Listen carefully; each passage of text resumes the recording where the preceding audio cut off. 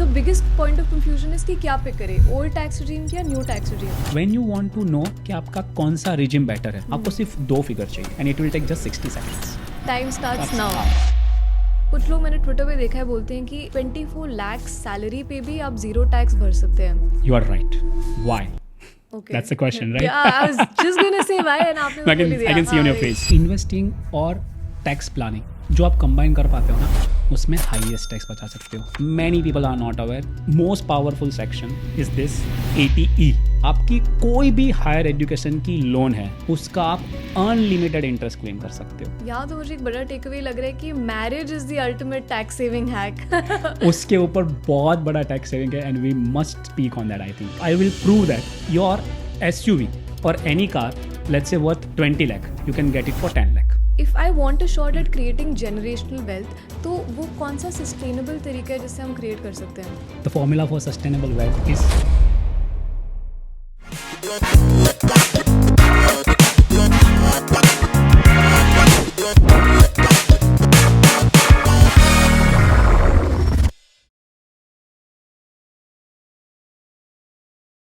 Hey Nitish, thank you so much for joining us today. Welcome to Money Talks by Grow. I'm so glad to be here and I thoroughly enjoy your content, so it's my pleasure. Oh wow, I'm so glad. बस यही validation चाहिए था मुझे. And now I can't wait to hear of all the hacks जिससे हम tax बचा सकते हैं. All set to go. Amazing. तो let's start from the very beginning. Sure. Let's say there is a fresher or newbie जो अभी entry उनने मारी है जॉब मार्केट में, ठीक है? The biggest point of confusion is कि क्या पिक करें, old tax regime या new tax regime? How do we make this decision? For sure. मैं एक स्टेप पीछे जाता हूँ क्योंकि आई थिंक जो भी फ्रेशर है या जो ऑलरेडी टैक्स पे कर रहा है उसको एक क्वेश्चन होता होगा कि यार कितने लोग टैक्स भर रहे हैं. So as of now we are around 145 crore Indians. ठीक है, उसमें से 78 crore are the people who hold the PAN card. ठीक है, तो रफली 50%. 50%. ठीक है. उसमें से जब बात आती है टैक्स फाइलिंग की, ये लास्ट ईयर का फिगर है, ये टाइम का फिगर भी बाहर आएगा थोड़े दिनों में, but last year around 8 crore 9 lakh people filed taxes. Out of that 3.2 crore people paid taxes, which is 2.2% of the population. अगर इफ आई कंपेयर दिस 140 के बेस पे तो ये बहुत ही कम है. हाँ, अगर इसको मैं कंपेयर करूँ चाइना के साथ, तो उधर 10% लोग टैक्स भरते हैं और USA में around 43%. So my whole point here is that very few people has the burden of whole India in terms of direct taxation. GST सब भरते हैं, ठीक है, और उसमें अभी तो इनडायरेक्ट होता है, आपके पास चॉइस नहीं है, भर ही दो. बट डायरेक्ट टैक्स सिर्फ इतने लोग अभी भर रहे हैं, which is very small number. And इसीलिए काफ़ी टाइम देखा गया है mainly the salaried class, and we have seen that कि उसका 3-4 महीने का जो सैलरी है ना वो टैक्स में ही चला जाता है. बट इतना डिस्पैरिटी क्यों है चाइना एंड US के कंपैरिजन में? I think, Arunima, if you see overall, let's say the kind of people earning that threshold is quite less. So India is not just a country, but it's a continent where जहाँ पे महाराष्ट्र का GDP versus Bihar का GDP is quite different, as you understand, right? That's why I think that's the disparity which I can think of. But now coming to your point, which is quite crucial. जब बात आती है old regime की, उसमें आपको 50+ deductions and exemptions मिलते हैं. Okay, जिससे आप आपका टैक्स लायबिलिटी कम कर सकते हो.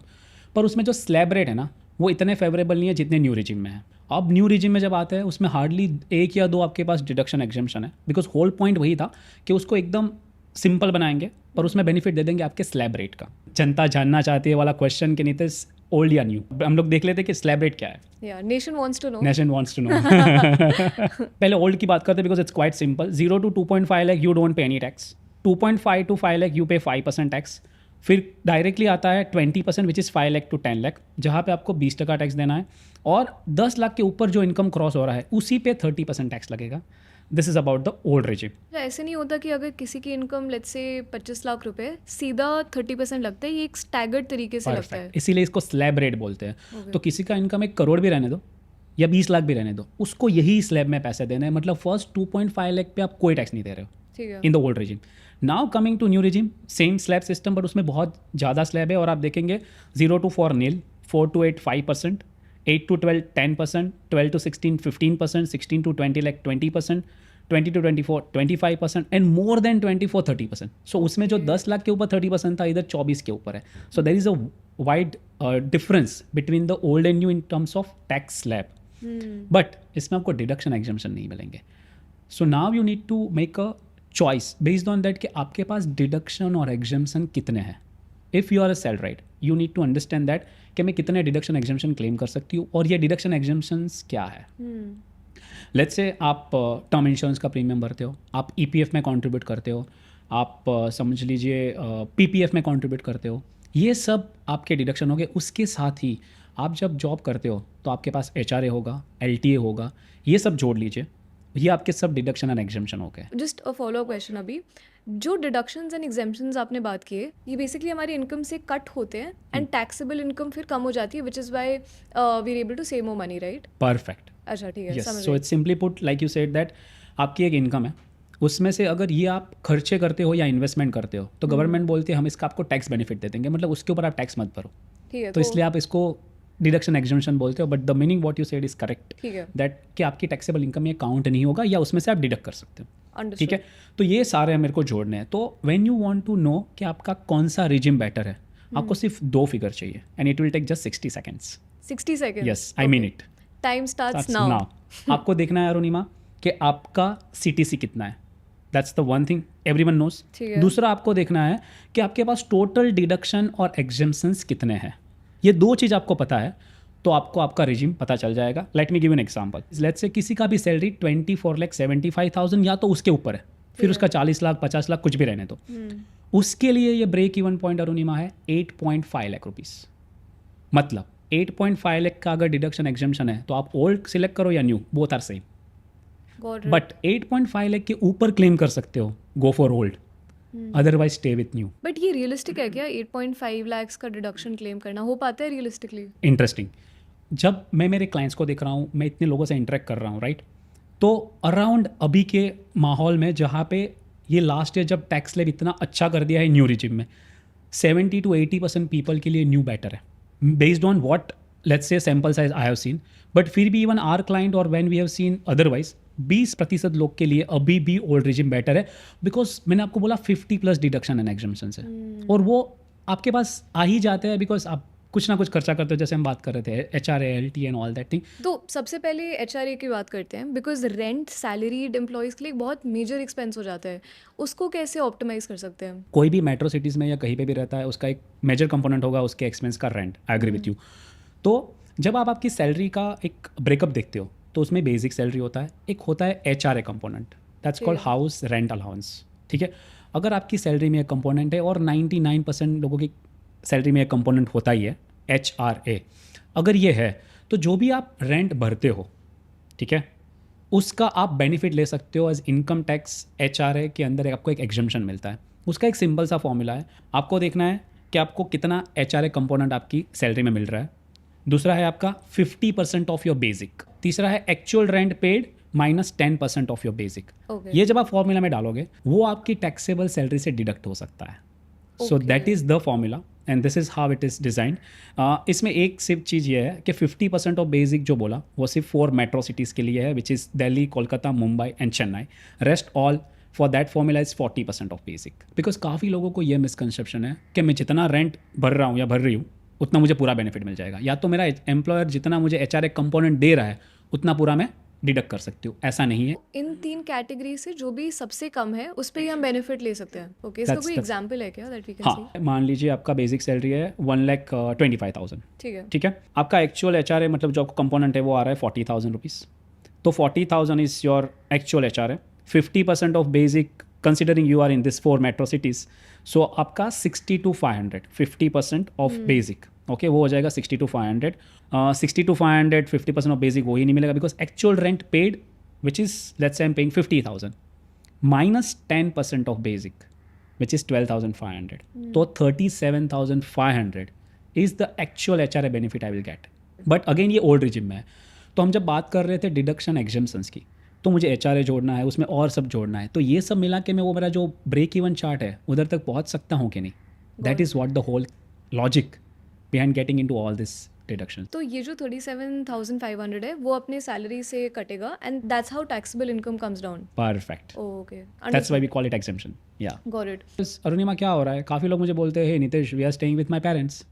मैं मेरी सिबलिंग के साथ रह रहा हूँ या मेरे ग्रैंडफादर का रह रहा हूँ, तो उसमें तो आप रेंट देते ही नहीं हो बिकॉज आप रिलेटिव हो, आपको लगता है कि हाँ इनके साथ रह रहा हूँ. तो इधर आप क्या कर सकते हो, आप एक्चुअली जिसके नाम पे घर है, मतलब लेट्स से आप बैंगलोर में रहते हो और आपके पापा के नाम पे वो घर है, you can actually pay rent to your father. Really? Yes, that And is this is legal. that's legal. Okay. Why? Your house is owned by your father. You are staying on a rent. In that sense, you are staying there. But आपके आप salaried हो और आपके पास HRA component है. काफ़ी बार देखा गया अरुणिमा, हम लोग अपने पेरेंट्स को अपने होम टाउन में पैसे भेजते हैं. Instant of that you can actually do this. You do a proper rent agreement with your parents.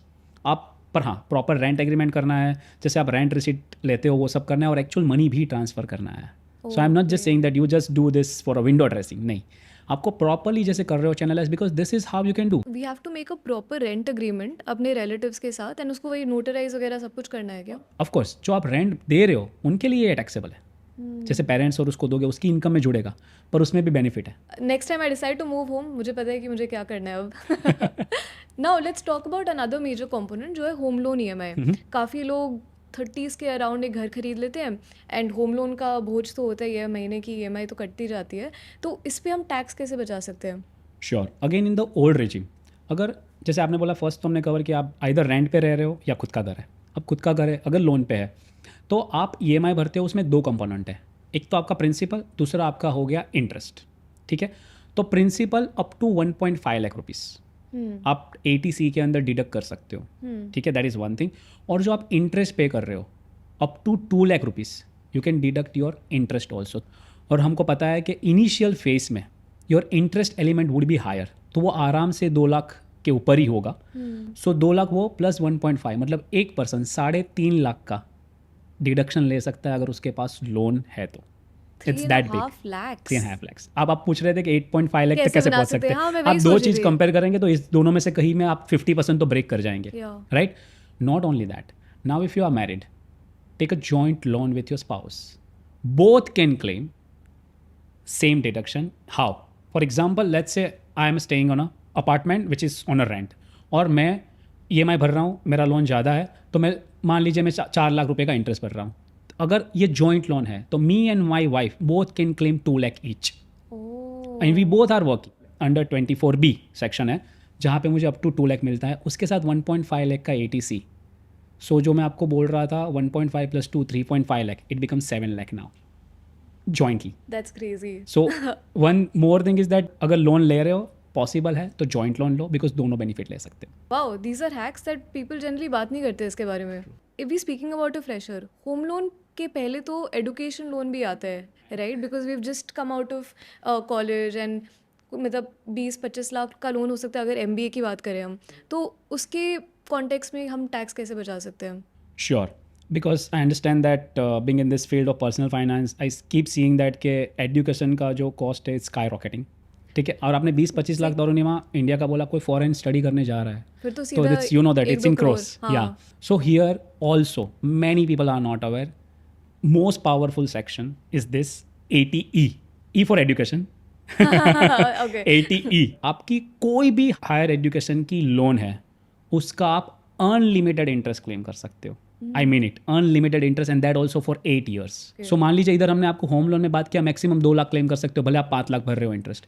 इधर मान लीजिए आपकी बड़ी लोन है, 8 साल के अंदर आपको खत्म करना है समझ लीजिए, और आपका इंटरेस्ट एलिमेंट साइज ज़्यादा है. तो अगर 5 लाख का इंटरेस्ट है, 4 लाख का इंटरेस्ट है, 3 लाख का है, कितना भी हो, any kind of education loan which is your higher graduation, और इस डेफिनेशन में लिखा है anything about 12th standard is higher graduation. And also अगर पॉसिबल है तो आइदर योर पेरेंट और your spouse should take a joint loan. Why? It might be possible that कि आप शायद फॉरेन स्टडी करने जाओगे तो इंडिया में आपकी इनकम टैक्सेबल नहीं होगी, क्योंकि आप तो उधर थोड़े साल रहेंगे, थोड़ा कमाएंगे, फिर शायद वापस इंडिया में आए, राइट? Correct. तो your parent can pay that EMI in India and can claim this tax benefit. Oh. So I don't need to be a student to claim my own loan. My parent can also claim for me Okay. in the income tax. So it's that powerful. So this, I think, home loan and Arunima education loan is, I would say, a good loan which one must take because of the tax angle, and also this amongst the other loan is the cheapest one. Cheapest one, and ये एक ऐसा loan है जो almost एक investment हो सकता है in Yeah, your of own course. capabilities, in your own skill set. And that's why we call it a good loan. Good loan, yeah. So Arunima, another interesting hack when it comes to housing loan. ठीक है, काफ़ी बार लोग बोलते हैं कि नीतीश यार मेरे पास, मुझे तो पापा ने पैसे दे दिए या मुझे फैमिली से पैसे आ गए, मैं उससे डाउन पेमेंट करके ले रहा हूँ, मुझे लोन लेने की ज़रूरत नहीं है. हम उसमें भी बोलते हैं उसमें आप वो पैसे एज अ गिफ्ट लेने की जगह पे उसको लोन की तरीके से ले सकते हो. सो ये सेक्शन ये बोलता है जो हाउसिंग लोन का जो अपने को इंटरेस्ट का बेनिफिट मिलता है 24B में, वो कहता है कि this loan can be from any one. It's not कि बैंक और फिनेंशियल इंस्टीट्यूशन से ही होना चाहिए. तो if I am taking loan from let's say from my mother and I'm paying interest to her for this housing loan, still it would be considered as a housing loan only. और ये 2 लाख का जो मैं आपको benefit बोल रहा हूँ interest का, still I can deduct. Of course, whatever amount I'm paying to my mother would be added to her income, but as I told you, it's still beneficial. If my income is higher, if I'm in the higher tax bracket, it's always better कि आप parents से भी loan लेके या relative से भी loan लेके आप हाउसिंग लोन में दिखा सकते हो, and that's legal. Only the principal component 1.5 like which I told you, it's not allowed, but the interest component is allowed even if the loan is from the no other than the financial institution. That Okay, तो I think most people are not aware. Home loan के केस में आप relative से भी loan ले सकते हो. Right. Got it. But not in education. Not in education. ठीक है. HRA, home loan, EMI, education loan पे जो टैक्स सेविंग है ये रिलेटिवली कॉमनली नोन तरीके हैं जिससे हम टैक्सेबल इनकम कम कर सकते हैं. और कौन से हटके हैक्स है that we can try? So there are many, but at least अभी मुझे लगता है कि हम हाउस के बाद कुछ और सोच रहे हैं हमारा बेसिक कवर होने के बाद. तो we all travel a lot, we all love to travel, right? तो जब आपकी बात आती है डोमेस्टिक ट्रैवल की, आपकी सैलरी का एक कंपोनेंट होता है LTA, लीव ट्रैवल अलाउंस. उसको आप आपके पर्सनल ट्रैवल जो करते हो उसके लिए आप डिडक्शन ले सकते हो. सो हाउ दैट वर्क्स, आपकी सैलरी में समझ लीजिए LTA का कंपोनेंट है, ठीक है? और मोस्ट ऑर्गेनाइजेशन ये कंपोनेंट भी देती ही है, बिकॉज एम्प्लॉयर के लिए कुछ डिसएडवांटेज है ही नहीं. उनके लिए तो एक्सपेंस क्लेम करने ही वाले हैं, शायद आपको सैलरी दे डायरेक्टली बेसिक में या फिर आपको LTA कंपोनेंट दे. तो ये LTA कंपोनेंट आप खुद चूज़ कर सकते हो कि आपको एवरी ईयर कितना चाहिए विद इन दैट ब्रैकेट. सो मान लीजिए आपकी सैलरी में 1 लाख, साल का 1 lakh is the LTA component. अब आप जा रहे हो, समझ लीजिए आप मुंबई जा रहे हो, कहीं और जा रहे हो आपके पर्सनल ट्रैवल के लिए घूमने, तो आप फ्लाइट की टिकट या ट्रेन की टिकट क्लेम कर सकते हो as a deduction. Oh. And not just for you, for your family also. But मैंने सुना है कि इसमें भी बहुत टर्म्स एंड कंडीशंस होते हैं कि आपको बोर्डिंग पास रखना पड़ता है, print out. I agree with you, only travelling is covered, not anything else. Only the travel expense, Only travel, not even accommodation. No. Oh, आप wow. लोकल साइट सीइंग करते हो, लोकल करते हो, आपका सिर्फ जो ट्रैवलिंग का खर्चा है that is covered. But as you understand that even the flights are expensive. So for example, one of my client last year travel for the जो अपना हुआ था Kumbh Mela, you know the ticket was skyrocket. तो अभी वो 3-4 लोग गए थे, उनका टिकट था 80,000. They claimed the full under the LTA. But ये तो बहुत अनॉमलस हो गया ना. जैसे फॉर एग्जांपल कोई भी अगर हम डोमेस्टिक टिकट बाय करें, there is a certain cap जिससे बियॉन्ड मतलब वो जनरली नहीं जाता price versus international flight ticket. पर इसमें सिर्फ डोमेस्टिक ही अलाउड है. अच्छा, इसमें सिर्फ डोमेस्टिक अलाउड, वही मुझे लग रहा राइट. था. और ये भी आप 4 साल में 2 बार ही क्लेम कर सकते हो. In the block of 4 years only can claim twice. But उसमें भी एक छोटा सा हैक है. अगर आप इफ़ यू आर मैरिड, आप 2 साल क्लेम कर लीजिए, आपका स्पाउस 2 साल क्लेम कर लेगा. If both are sell right. So सब में कुछ ना कुछ प्लानिंग पॉसिबल है. And again see Arunima, we are not focusing that कि ये सब आपको करना ही है. Why we are just discussing this today, इसमें से किसके लिए क्या एप्लीकेबल है हमको नहीं पता है. बट ये एटलीस्ट ये नॉलेज है तो आपको नेक्स्ट टाइम पता है कि ये कंपोनेंट का मतलब क्या है और मुझे मेरी सैलरी के हिस्से में उसको रखना है कि नहीं रखना है. At least you should be knowing that. यहाँ तो मुझे एक बड़ा टेक अवे लग रहा है कि marriage is the ultimate tax saving hack. उसके ऊपर बहुत बड़ा टैक्स सेविंग है and we must speak on that I think. Okay, what do you mean exactly? Because only time in your life time you can take any number of gifts in cash kind. When I say cash kind, मतलब through let's say bank transfer, not in cash, bank transfer, any kind of a car, watch, anything from anyone of your relative or non-relative, it's exempt. What are you saying? I mean it. So for example, if Ambani's son got married और उसको जितने भी gift मिली, या आपकी शादी हो या मेरी शादी हुई थी, मुझे जितनी भी गिफ्ट मिली वो सब exempt है. Only once in a lifetime opportunity. Very cool. Is this specific to like Hindu marriages या No. फिर That's a any good point. type? Any kind of a marriage is see, on the occasion of marriage or near the marriage जो भी function होते हैं उसमें आपको काफ़ी सारी गिफ्ट्स आती है as a Indian tradition, not just the Hindu tradition, right? तो कोई भी तरीके की आपको गिफ्ट आ रही है, इट्स exempt. बट इसका तो लोग काफ़ी फ़ायदा भी उठाएंगे ना.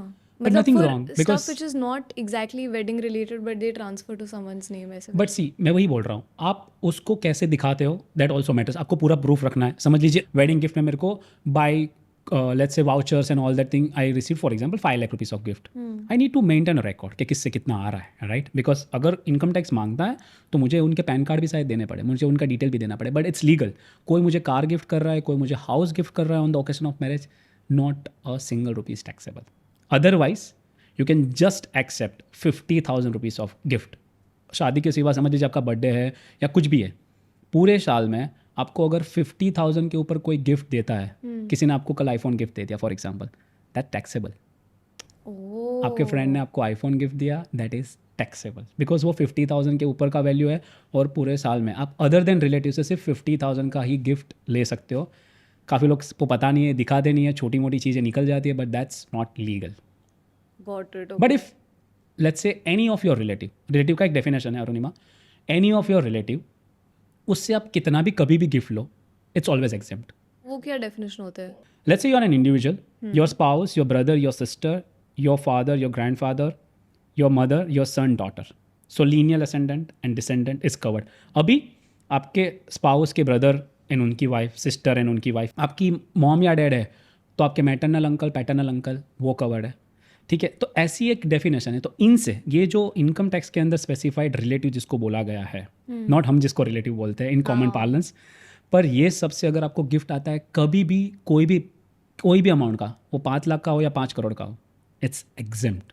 ओके, तो इसमें राखी ब्रदर इंक्लूडेड नहीं नहीं है है. तो और let me tell you, forget about Rakhi brother, एक आप चीज़ इसमें ऑब्जर्व करेंगे, आपके कजिन भी इंक्लूडेड नहीं है. तो अगर आपके मैटरनल अंकल का son, daughter might be the closest to you, even better than your siblings, right, still they are not covered. So that's what I wanted to reveal. लगता है कजिन से मैंने 1 लाख रुपये ले लिया या उसका मुझे 50,000 का गिफ्ट दे दिया, that would be termed as a non relative for this definition. Interesting. Again no one is knowing about this. हाँ, आई डोंट नो कि रिलेटिव्स का भी एक प्रॉपर डेफिनेशन होता है. That's how your law is designed. तो LTA आपने कहा सिर्फ डोमेस्टिक ट्रैवल के लिए, अगर इंटरनेशनल ट्रैवल पे टैक्स सेविंग करनी है तो फिर क्या होता है? Interesting. I think we are approaching Diwali and new year, people must have started planning for that. So जब आप कोई भी फॉरेन ट्रैवल करते हो, पहले तो LTA में अलाउड नहीं है, आपका डोमेस्टिक ट्रैवल होना चाहिए. तो अभी फॉरेन ट्रैवल की जब बात आती है ना, तो उसमें कोई इनकम टैक्स का डिडक्शन नहीं है ऑनेस्टली, बट एक हैक है, वो यूज़ करना चाहिए. जब आप फॉरेन ट्रैवल कर रहे हो ना, और आप कोई पैकेज लेते हो, कोई भी ऑनलाइन जो वेबसाइट्स है उससे, या कोई भी एजेंट से भी आप जब पूरा पैकेज लेते हो फॉरेन ट्रैवल का, कोई दुबई जा रहा है, कोई बाली जा रहा है, कहीं पे भी जा रहा है, राइट, तो उसके ऊपर आपको 5% TCS देना है. TCS is tax collected at source. ये कोई नया टैक्स नहीं है, don't worry. This TCS is what, आप कहीं पे जा रहे हो या कोई ऐसा बड़ा एक्सपेंस कर रहे हो, तो उसके ऊपर एक, उसको मैं बोलूँगा, उसको ट्रैक करने के लिए गवर्नमेंट ने एक TCS रखा हुआ है, तो वो आप भरोगे तो आपका एडिशनल टैक्स नहीं है, बट एडिशनल कैश आउटफ्लो है. Late me give you an example. आप 5 लाख रुपये का एक बाली का पैकेज बुक कर रहे हो, जहाँ पे accommodation and travelling is included, sight seeing and everything is included. जब आप 5 लाख रुपये पे करते हो, तब आपको 5 लाख पे नहीं करने हैं, 5,25,000 पे करने पड़ेंगे, because up to 10 lakh on a दस travel there is a 5% TCS that you have to pay now. जब आप रिटर्न फाइल करेंगे तब आप उसको वापस ले सकते हो. बट इधर हैक ये है, instead of booking a whole package, you book your travel separately and accommodation separately. If you do this, if you just instead of travel package, you keep this separate, then up to 10 lakh rupees in a year, you don't need to pay any TCS. क्या ये TCS का rule वही same चीज़ apply होता है जब हम कोई high ticket item बाहर परचेज करते हैं, तो एयरपोर्ट पे दे मेंशन कि आपको डिक्लेयर करना है, उसको आपको कुछ बिल्स प्रोड्यूस करोगे तो आपको रिटर्न मिलेगा? वो हम लोग को जो मिलता है ना अरुणिमा, वो है कोई जैसे आपको GST एग्जेम्पशन मिलता है, आप दुबई से कुछ परचेस करते हो तो आपको वो या कुछ एग्जाम मिलता है, उसकी बात है. पर ये TCS कैसा है, TCS इंडियन गवर्नमेंट लगा रही है, और वो कोई इंडिया की चीज़ में भी एप्लीकेबल है. जैसे आप 10 लाख के ऊपर कार परचेस करोगे, you have to pay 1% TCS. Why? Again I told कि उनको एक हाई वैल्यू जो टिकट साइज़ है उसको मेजर करना है या उनको ट्रैक करना है कि नितेश ने ये कार ली है, तो 1% TCS भर दिया. अब जब मैं रिटर्न फाइल करूँगा तब मैं उसको वापस क्लेम कर सकता हूँ. तो that's not a additional tax, but additional compliance and additional cash flow. Got it. जैसे आप 10 लाख के ऊपर स्टॉक्स में इन्वेस्ट करते हो फॉरेन में, तो आपको 20% TCS देना है. आपको समझो 15 लाख इन्वेस्ट करना है out of India into stocks और एनीथिंग, आपको रेमिट करना है, तो आपको 15 लाख तो देना ही है, बिकॉज आपको वो ट्रांसफ़र करना है ब्रोकर के अकाउंट में, या जो भी आप स्टॉक्स ले रहे हो या जो भी कर रहे हो, उसके साथ 20%, मतलब 3 लाख और. उसका कोई हैक नहीं है, बट 20% तो बहुत ज़्यादा है. वो कैश आउटफ्लो ना, बिकॉज आपको देखना पड़ेगा कि तब तक उसको आप वापस नहीं ले पाओगे जब तक रिटर्न फाइल नहीं करते. But another interesting part which happen in the last budget, अब तक कैसा था, अगर आप सैलराइड हो तो आपको रिटर्न फाइल करते टाइम तक ये TCS का कुछ नहीं कर सकते। बट अभी गवर्नमेंट ने लास्ट ईयर बोला है कि आप फॉर्म 12BAA 12BAA ओके आपने भर दिया, आपको एम्प्लॉयर को देना है कि मैं घूमने गई थी, मैंने इतना TCS भरा है, या मैंने कार लिया, मैंने इतना TCS भरा है, आप इसका मेरे TDS के सामने एडजस्ट कर दो, तो कंपनीज करेगी। फॉर एग्जाम्पल 10 लाख के ऊपर मैंने इतना TCS दिया है, तो ये TCS को आपको वेट नहीं करना है जुलाई तक जब आप रिटर्न फाइल करो, आप सेम ईयर में आपके एम्प्लॉयर के TDS के सामने उसको सेट ऑफ कर सकते हो। But a lot of people don't know this, तो एंड अप पेइंग एक्स्ट्रा, अपनी जेब से और पैसे भरते हैं। I remember seeing in an interview जहाँ आपने बोला था कि किसी ने SUV के परचेज में 50% टैक्स बेनिफिट लिया था। ये मैथ कैसे काम करता है? Because Arunima is like, Nitesh, we trust you, but bring me the data. In God we trust, but give me the data, right? And I completely agree with you because I'm also in that same zone कि हाँ बात कर रहे हो but मुझे data दिखा दो। तो पहले डेटा दिखा देते हैं, उसके बाद थियरी बोलते हैं। Simple back story is that आपको एक चीज़ चाहिए कि आपकी कंपनी में कार लीज पॉलिसी का ऑप्शन होना चाहिए, ठीक है। अब मैं आपको थोड़ा सा मैथ्स है, बट अगर वो 2 मिनट आप ये मैथ्स पे डाल रहे हो ना, तो आई विल प्रूव दैट कि योर SUV और any car let's say worth 20 lakh, you can get it for 10 lakh because that's a 50% tax saving and no kind of, I would say, it's pure tax planning and nothing like a black or gray area of a law, ठीक है। let's say Arunima for example आपकी car की base price, एक showroom price 17 lakh rupees है, anything like अ Creta और you can think of, right. उसके ऊपर आपको पता है आपको थोड़े टैक्सेस वगैरह देना है, तो वो 2-3 लाख होगा, उसको साइड में करता हूँ बिकॉज मैं एक शोरूम प्राइस कंपेयर कर रहा हूँ, because that tax varies based on state to state. So a simple fact is that base car का मेरा प्राइस है 17 लाख रुपीज़, ठीक है।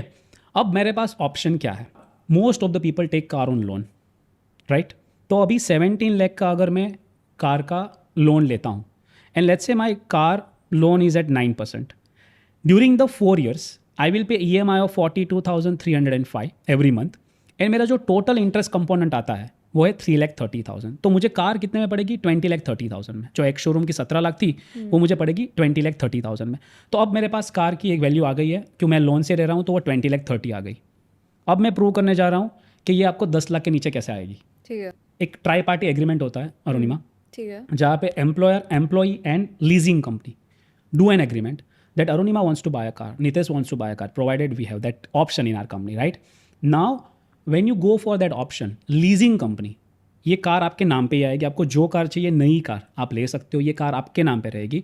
Leasing company will finance that car instead of loan. You understand, this is leasing company financing that car and this agreement is between you, your employer and your leasing company, ठीक है। अब काफ़ी लोग बोल रहे हैं नितेश ये लीज रेंटल तो भरेंगे तो वो तो उसका प्रॉफिट भी रखेगा, हमारा वैल्यू बढ़ जाएगा। यू आर राइट, क्योंकि हम जब लीज रेंट देखने गए वो केस में, ये 17 लाख वाले केस में, तो 47,500 पर मंथ उनकी सैलरी से कट जाएगा, उनको सैलरी नहीं मिलेगी, उसका एम्प्लॉय डायरेक्टली वो लीजिंग कंपनी को दे देगा 47,500 फॉर नेक्स्ट 48 मंथ्स, क्योंकि उसने 4 साल का लीज का ऑप्शन लिया था। 3, 4, 5 साल आप जैसे EMI भरते हो इसी तरह लीज वाला ऑप्शन भी ले सकते हो। okay. तो आपने समझ लिया 4 साल का लीज लिया है, तो 22,80,000 आप लीज कंपनी को देंगे। तो आप सिंपल मैथ देखने जा रहे हो, नितेश उधर तो मेरे को 20 लाख में पड़ रही है, इधर ही आपका क्रॉस हो गया 22,80,000। How does it make sense? Not only that, जब 4 साल का आपका लीज खत्म हो जाएगा, लीजिंग कंपनी आपसे 5-7%, 8% कुछ भी और जैसे एग्रीमेंट है उससे आपका एक रेसिडुअल वैल्यू लेगी, ठीक है। That is let's say 85,000, 5% of 17 lakh. तो आपका आउट को कितना है आपकी जेब से over the period of 4 years? 23,65,000 for a 17 lakh car. I know you are paying 23,65,000. Still, maths is not in our favor. Let me tell you how it can come in our favor. जब आप lease rent भर रहे हो वो आपका हो जाता है टैक्स डिडक्टिबल। क्यों? क्योंकि आपकी जेब में पैसा नहीं आ रहा है, आपके बिहाफ पे आपका एम्प्लॉयर आपकी लीजिंग कंपनी को पैसा दे रहा है। सो वो हो गया 5,70,000, ठीक है। उसके बाद when you are opting for a car lease, आपकी ऑफिस में दूसरे 2 कंपोनेंट, 3 कंपोनेंट और ऐड हो जाते हैं। आपके पास ड्राइवर है तो आपकी ड्राइवर की सैलरी भी क्लेम कर सकते हो। तो मान लीजिए ड्राइवर का सैलरी है 25,000 इंटू 12, 1 साल का 3 लाख और जोड़ दीजिए, तो फ्यूल का एक्सपेंस भी आपका टैक्स डिडक्टेबल हो जाएगा। ये भी आपको प्रूफ देना है आपके ऑफिस में। 15,000 इंटू 12, 1,80,000, ठीक है ना। आप उसके ऊपर इंश्योरेंस लेते हो, बिकॉज आपकी 17 लाख की गाड़ी है तो आपका इंश्योरेंस भी आपका कैन अराउंड 30, 40, 50,000 प्लस मेंटेनेंस। मान लीजिए वो पूरे साल का 85,000 आ रहा है, insurance plus maintenance. So total आप क्लेम कर पाएंगे 11,35,000 पर एनम, टोटल, मतलब 4 साल का जब मैं देख रहा हूँ एक मैथ बराबर है. So total car lease including all this expenses is 11,35,000 rupees. उसमें से क्योंकि ये आपको बेनिफिट मिल रहा है, टैक्स लॉ ऐसा बोलता है कि आपको है ना टैक्स भरना पड़ेगा. But the benefit here, main benefit here is that कि आपको टैक्स ये पूरी वैल्यू पे नहीं भरना है. उसका एक फॉर्मूला दिया गया है कि आपकी कितने सीसी की कार है. Let's your car is some 2000 CC and less, okay, cubic capacity. तो आपका 2400 फॉर योर कार जो आपको बेनिफिट दिया गया है ऑर्गेनाइजेशन में through lease, plus 900 for your driver into 12, मतलब सिर्फ 39,600 के ऊपर टैक्स भरना है, नहीं कि पूरे 11,35,000 के ऊपर. अभी 11,35,000 मेरे को बेनिफिट मिल रहा है, मैं टैक्स भरूंगा सिर्फ 39,600 पे. और अगर आप 30% टैक्स ब्रैकेट में है अरुणिमा, तो आपका टैक्स बच रहा है 3,41,765 for a year, which means for 4 years I will save 13,67,000. Now of course मैं लीजिंग कंपनी को पैसे टोटल दूंगा 4 साल में 23,65,000. But in this 4 years because of my car lease, driver salary, repairs, मतलब whatever maintenance and this, plus your petrol fuel bill, if I give all these things, okay, my tax saving is 13,67,000. Now 23,65,000 minus 13,67,000 is 9,97,940. That's your 50% saving on the next SUV. The math is mathing now. लेकिन I have a question. ये सारा आता है after all of these assumptions, driver का cost, petrol का cost. Let's say if there is an EV जिसमें running cost is close to like zero only. तो if there's a dynamic spreadsheet, अगर उसको हम like let's say एक nominal amount डाल दें and let's say we don't hire a driver, फिर भी does that make sense? Agree. So मैं आपको वही बोल रहा हूँ. अभी इसमें कैसा है पता है, मैंने जो लीज, रेंटल, ड्राइवर, पेट्रोल ये सब पकड़ा है ना, मैथ्स आपका हिलेगा, मैं ना नहीं बोल रहा हूँ, पर मैं आपको 50% बोल रहा हूँ अभी, ठीक है. तो कितना 20% बेनिफिशियल होगा, 30% बेनिफिशियल होगा, 40% बेनिफिशियल होगा, but it would still be beneficial. Why? Because the biggest component here is your lease rental. तो उसका तो आपको 100% मिलेगा. आप बोलोगे नीतीश मेरे को ड्राइवर की जरूरत नहीं है, मैं तो खुद ड्राइव करती हूँ. वो भी एलिमेंट है, राइट. मैं ना नहीं बोल रहा हूँ. ईवी है तो मैं तो सिर्फ चार्जिंग का पैसे दे रहा हूँ for example, which is peanuts, nothing, right. तो शायद उसका खर्चा नहीं है. So my point is that which car you are buying, ये आपका एम्प्लॉयर, कार लीज कंपनी दोनों निगोशिएट करते हैं कि उनको क्या कार लीज पॉलिसी और कौन से लेवल ऑफ एम्प्लॉय को देना है. It might not be for all the employee, even if some company is offering. Many company offers, we have many clients, we have planned that for them, and that's why I'm saying this is the real math. This is not just a number to show that कि हाँ 50%. But definitely Arunima, whatever cases we have seen, 80% case में car lease is beneficial. 20% case में जहाँ पे आपका lease rental बहुत बैठ रहा है या वो कंपनी का कुछ अलग मैथ है, वो या रेसिडुअल वैल्यू ज़्यादा ले रहे हैं, तो नहीं बैठेगा. मैं ना नहीं बोल रहा हूँ, but you should do this exercise, क्योंकि एनीवे आप कार बाय करने वाले हो और आपकी कंपनी में कार लीज पॉलिसी है, then why not to run through the numbers. Make sense. लेकिन ये ओवर 4 year टाइम पीरियड है ना. लेट्स से कि कोई एम्प्लॉय ने हाँ कंपनी छोड़ दी, तो फिर क्या होता है? So you can prepay that part और you can even transfer that to new company. In one of our client left that X firm and joined Y. The whole lease got transferred to that Y because वो Y company भी अच्छा वो भी offer कर रही थी. वरना आपको आपकी जेब से दे के एंड करना पड़ेगा lease. I agree with that. But now you think from the employer side, अगर वो दे रहा है लाइक योर ESOP और anything else, this also can be that loyalty benefit.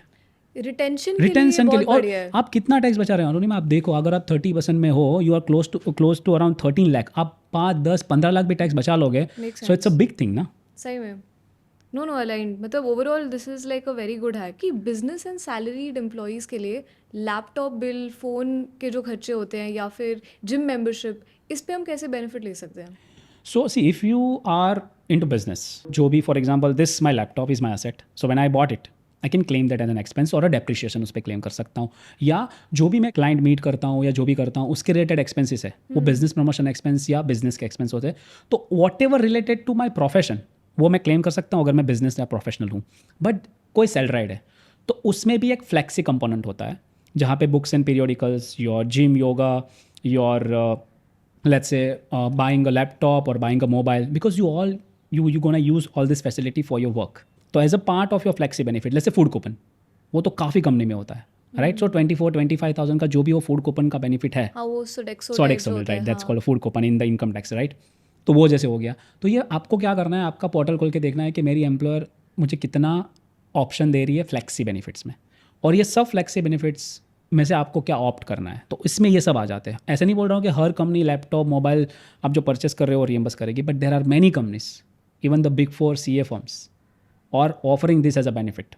तो वो पूरा अमाउंट रिइम्बर्स करते हैं या सिर्फ टैक्स कंपोनेंट नहीं, को? Very good point. समझ लीजिए मैंने ये लैपटॉप बाय किया हाँ. 1 लाख रुपए का, तो मैं 1 लाख रुपए का बिल दे दूंगा.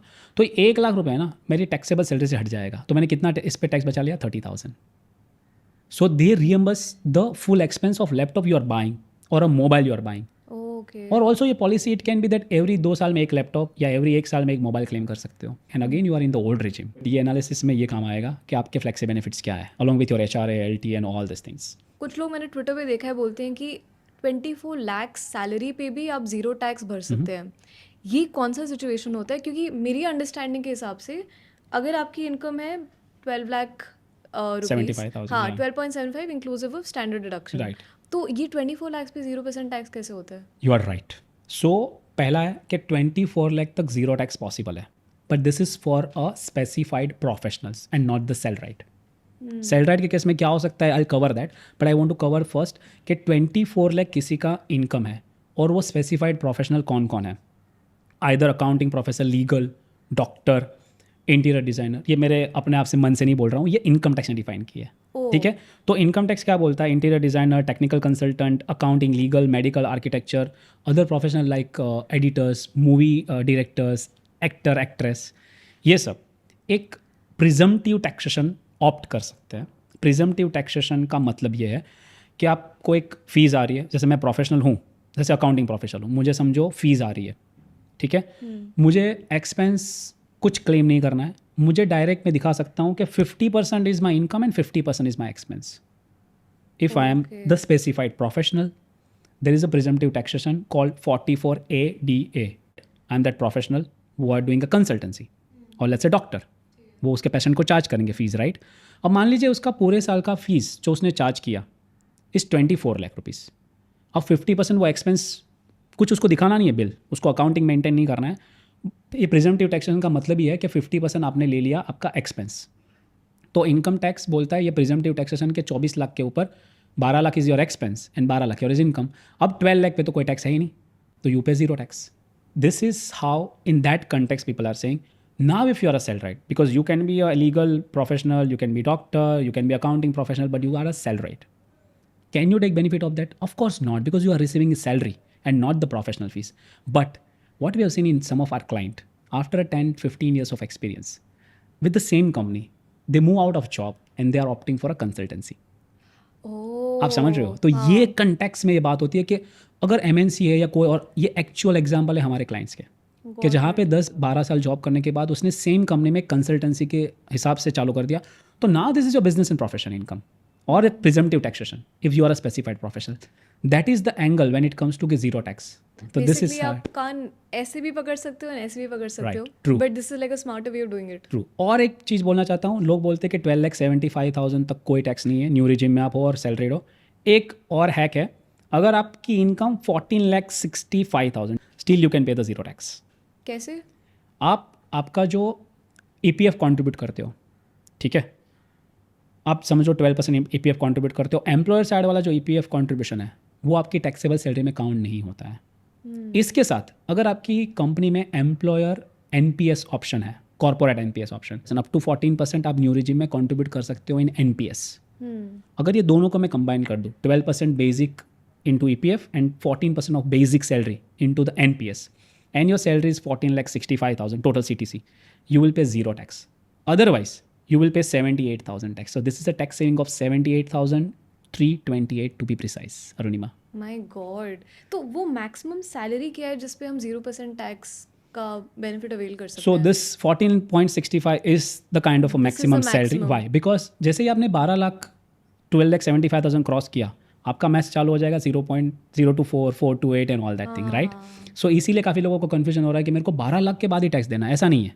अगर आपकी इनकम 20 लाख है, आपकी सैलरी 20 लाख है, तो आपका मैथ चालू होगा 0.4 नील 428, फिर आपको उधर जाना पड़ेगा. इसी वजह से अगर आप देख रहे हो 14.65 लाख में भी आप 78,000 का टैक्स भरोगे वर्सेस 12,75,000 वाला जीरो देगा. बट अगर आप NPS और EPF ऑप्ट कर लिया तो शायद इधर भी आप जीरो कर सकते हो.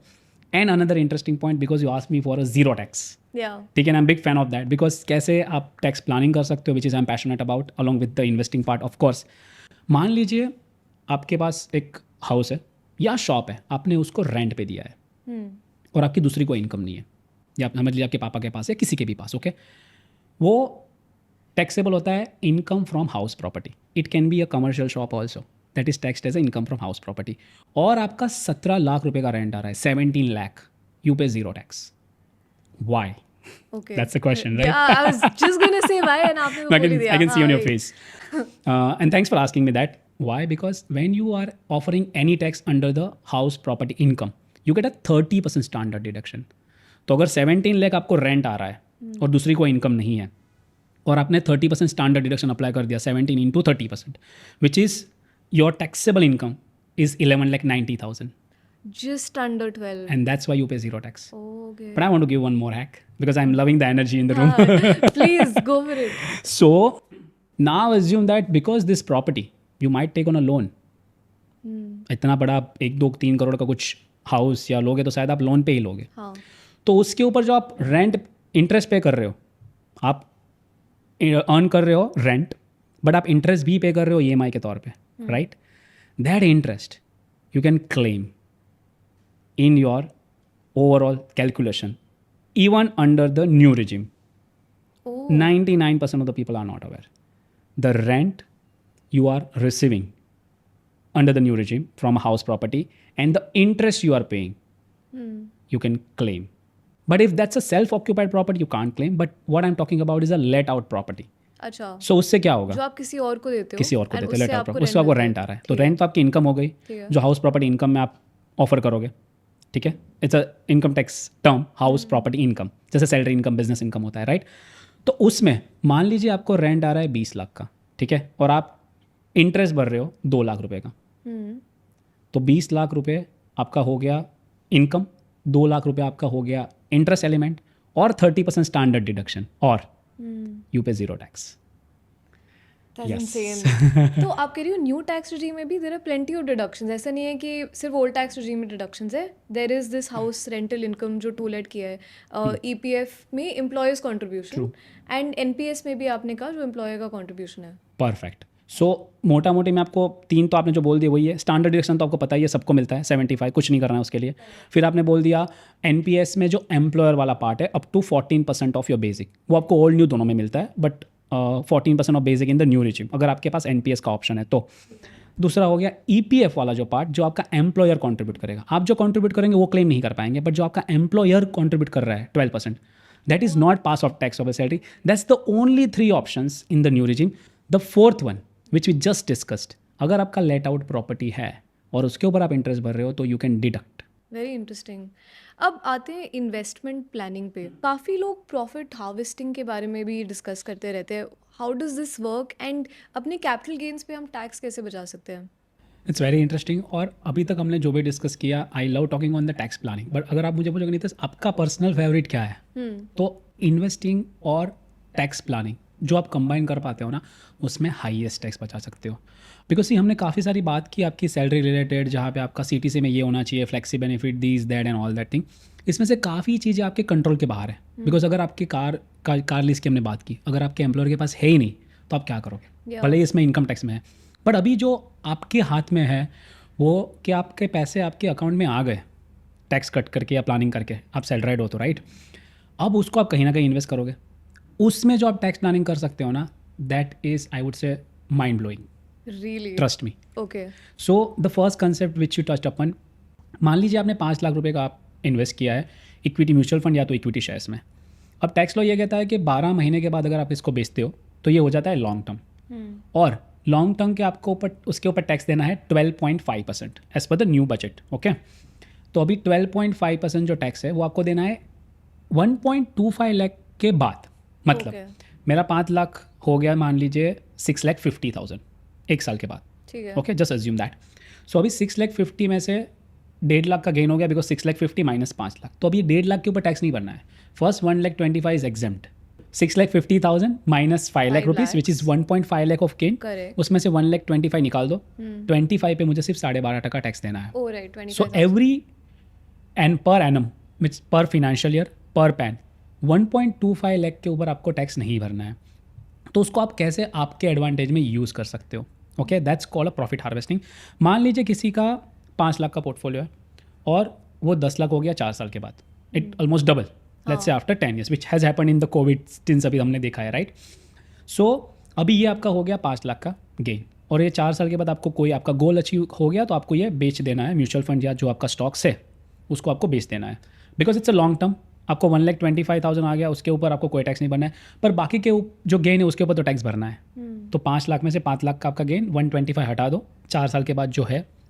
अब आप जब टैक्स भरने जा रहे हो तो एक काफ़ी अच्छी टैक्स लायबिलिटी आएगी, बिकॉज बैलेंस गेन पे तो टैक्स भरना है। Versus we can actually in the same scenario we can make it zero. How? Let's say mister A mister B, 5 lakh का 10 लाख हुआ, उसने 4 साल के बाद बेचा, 1,25,000 एग्जाम लिया जो लॉ है, और बाकी के ऊपर टैक्स भर दिया। नाउ मिस्टर बी, ओके, उसने क्या किया कि उसने पर एनम इन चंक्स उसने प्रॉफिट बुक करते गए। Profit booking just for saving the capital gain. How it works, 5 lakh का अरुणिमा आपको भी पता है, हमको भी पता है, मार्केट डायरेक्ट 10 लाख तो हो नहीं जाएगा, ठीक है, इट्स अ जर्नी। 5 लाख का मान लीजिए नेक्स्ट ईयर हुआ 12 महीने के बाद 6,25,000। व्हाट आई विल डू, 6,25,000 का पोर्टफोलियो बेच दूंगा और 2 दिन के बाद वापस अक्वायर कर लूँगा।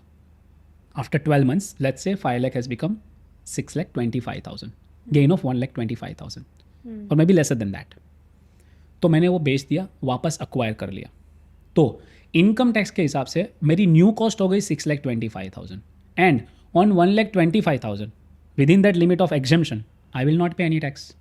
अब 6,25,000 का मेरा नेक्स्ट ईयर का ओपनिंग प्राइस हो गया, परचेस प्राइस, क्योंकि मैंने रीअक्वायर कर लिया बेच के, ठीक है। Maybe the same stock, same mutual fund, और you can buy anything else also.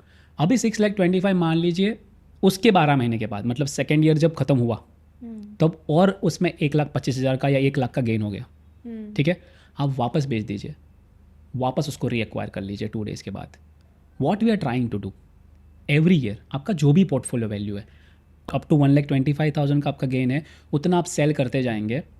So on that 1,25,000 you are saving 12.5% tax, because in our example, I'm continuing with the example, 5 lakh का 6,25,000, 6,25,000 plus 1,25,000, so and so forth। Same portfolio था mister B का भी, और जब वो 10 लाख पे पहुंचा तो उसने 0 टैक्स पे किया, बिकॉज ऑफ दिस लॉजिक कि एवरी ईयर वो 1,25,000 एग्जाम लेता गया, instead of waiting for that 4th year जब उसने पूरा बेच दिया। Arunima, by doing that we are what trying to simplifies that. अगर मैं 1,25,000 का प्रॉफिट बुक कर रहा हूँ तो उसके ऊपर मैं टैक्स बचा रहा हूँ 12.5% का, विच इज़ 15,625 पर एनम। अगर मान लीजिए आप आपके फैमिली में से, आपके खुद में से इन्वेस्ट कर रहे हो, आपके स्पाउस में से इन्वेस्ट कर रहे हो, आपके पेरेंट्स में से इन्वेस्ट कर रहे हो, और mostly people are investing to 3-4 different person in a family. एक पर्सन से आप 15,625 बचा रहे हो, और मान लीजिए 4 लोग ये सेम टेक्निक यूज़ कर रहे हैं प्रॉफिट हार्वेस्टिंग का, which is 60 to 500 of tax saved in a year. This is profit harvesting, taking benefit of 1,25,000 exemption in capital gain every year. अगर आप ये एक्सरसाइज बार बार कर रहे हैं, डजंट इट इंटरप्ट कंपाउंडिंग? काफ़ी लोग बोलते हैं कि होल्ड करो, टिके रहो, मार्केट से निकलना ही नहीं है, लेकिन आप यहाँ पे कह रहे हो कि सेल करते रहो पीरियोडिकली, सो दैट एंड में जो आप कैपिटल गेन्स टैक्स भरे हो वो कम से कम हो या ज़ीरो हो। हाईएस्ट क्वेश्चन मैं जब ये बात किया हूँ टॉपिक की, कहीं पे भी यही आएगा, नहीं तो यार मुझे being in this industry I would be the biggest advocate कि आपको आपके गोल तक 5, 10, 20 साल तक आपके पोर्टफोलियो को नहीं बेचना है, because equity is for a long term. So this is not to time the market, this is just to book the profit. What I said, you can buy the same stocks or mutual fund in a 2 days again. So what I'm doing, I'm not affecting the compounding. I'm not timing the market. मैं ऐसा नहीं करूँगा मैं आज बेचूंगा, फिर 2 महीने market खराब है तो मैं बाई नहीं करूँगा, फिर उसको लूँगा। तब आप वो मिस आउट कर रहे हो शायद, क्योंकि मार्केट ऊपर नीचे हो जाएगा, तो you might miss out that compounding benefit which you are talking about. मेरा गोल ये है, बिकॉज ये आपका पोर्टफोलियो मान लीजिए 50 लाख का भी है, उसमें से आप उतना ही प्रोपोर्शनेट पोर्टफोलियो बेचिए जहाँ पे आपको 1.25 लाख रुपये का गेन आ रहा है, and you are reacquiring that back. And also don't just do for the profit harvesting, do this। हम लोग ये भी बोलते हैं कि आपको पोर्टफोलियो रिव्यू करना है, जो अच्छा परफॉर्म नहीं करना है उसको निकाल दो। आपके पास बहुत सारे म्यूचुअल फंड हो गए, ओवर डाइवर्सिफाइड हो गए, कोई म्यूचुअल फंड परफॉर्म नहीं कर रहा, उसको भी निकालना है। तो ये जब आप प्लानिंग कर रहे हो ना पोर्टफोलियो रिव्यू का या आपके असेट रीबैलेंस का, तब भी आपको ये प्रॉफिट हार्वेस्टिंग काम में आता है। But your compounding will not affected, और in fact in mutual fund This is one of the biggest tech which again people are not knowing.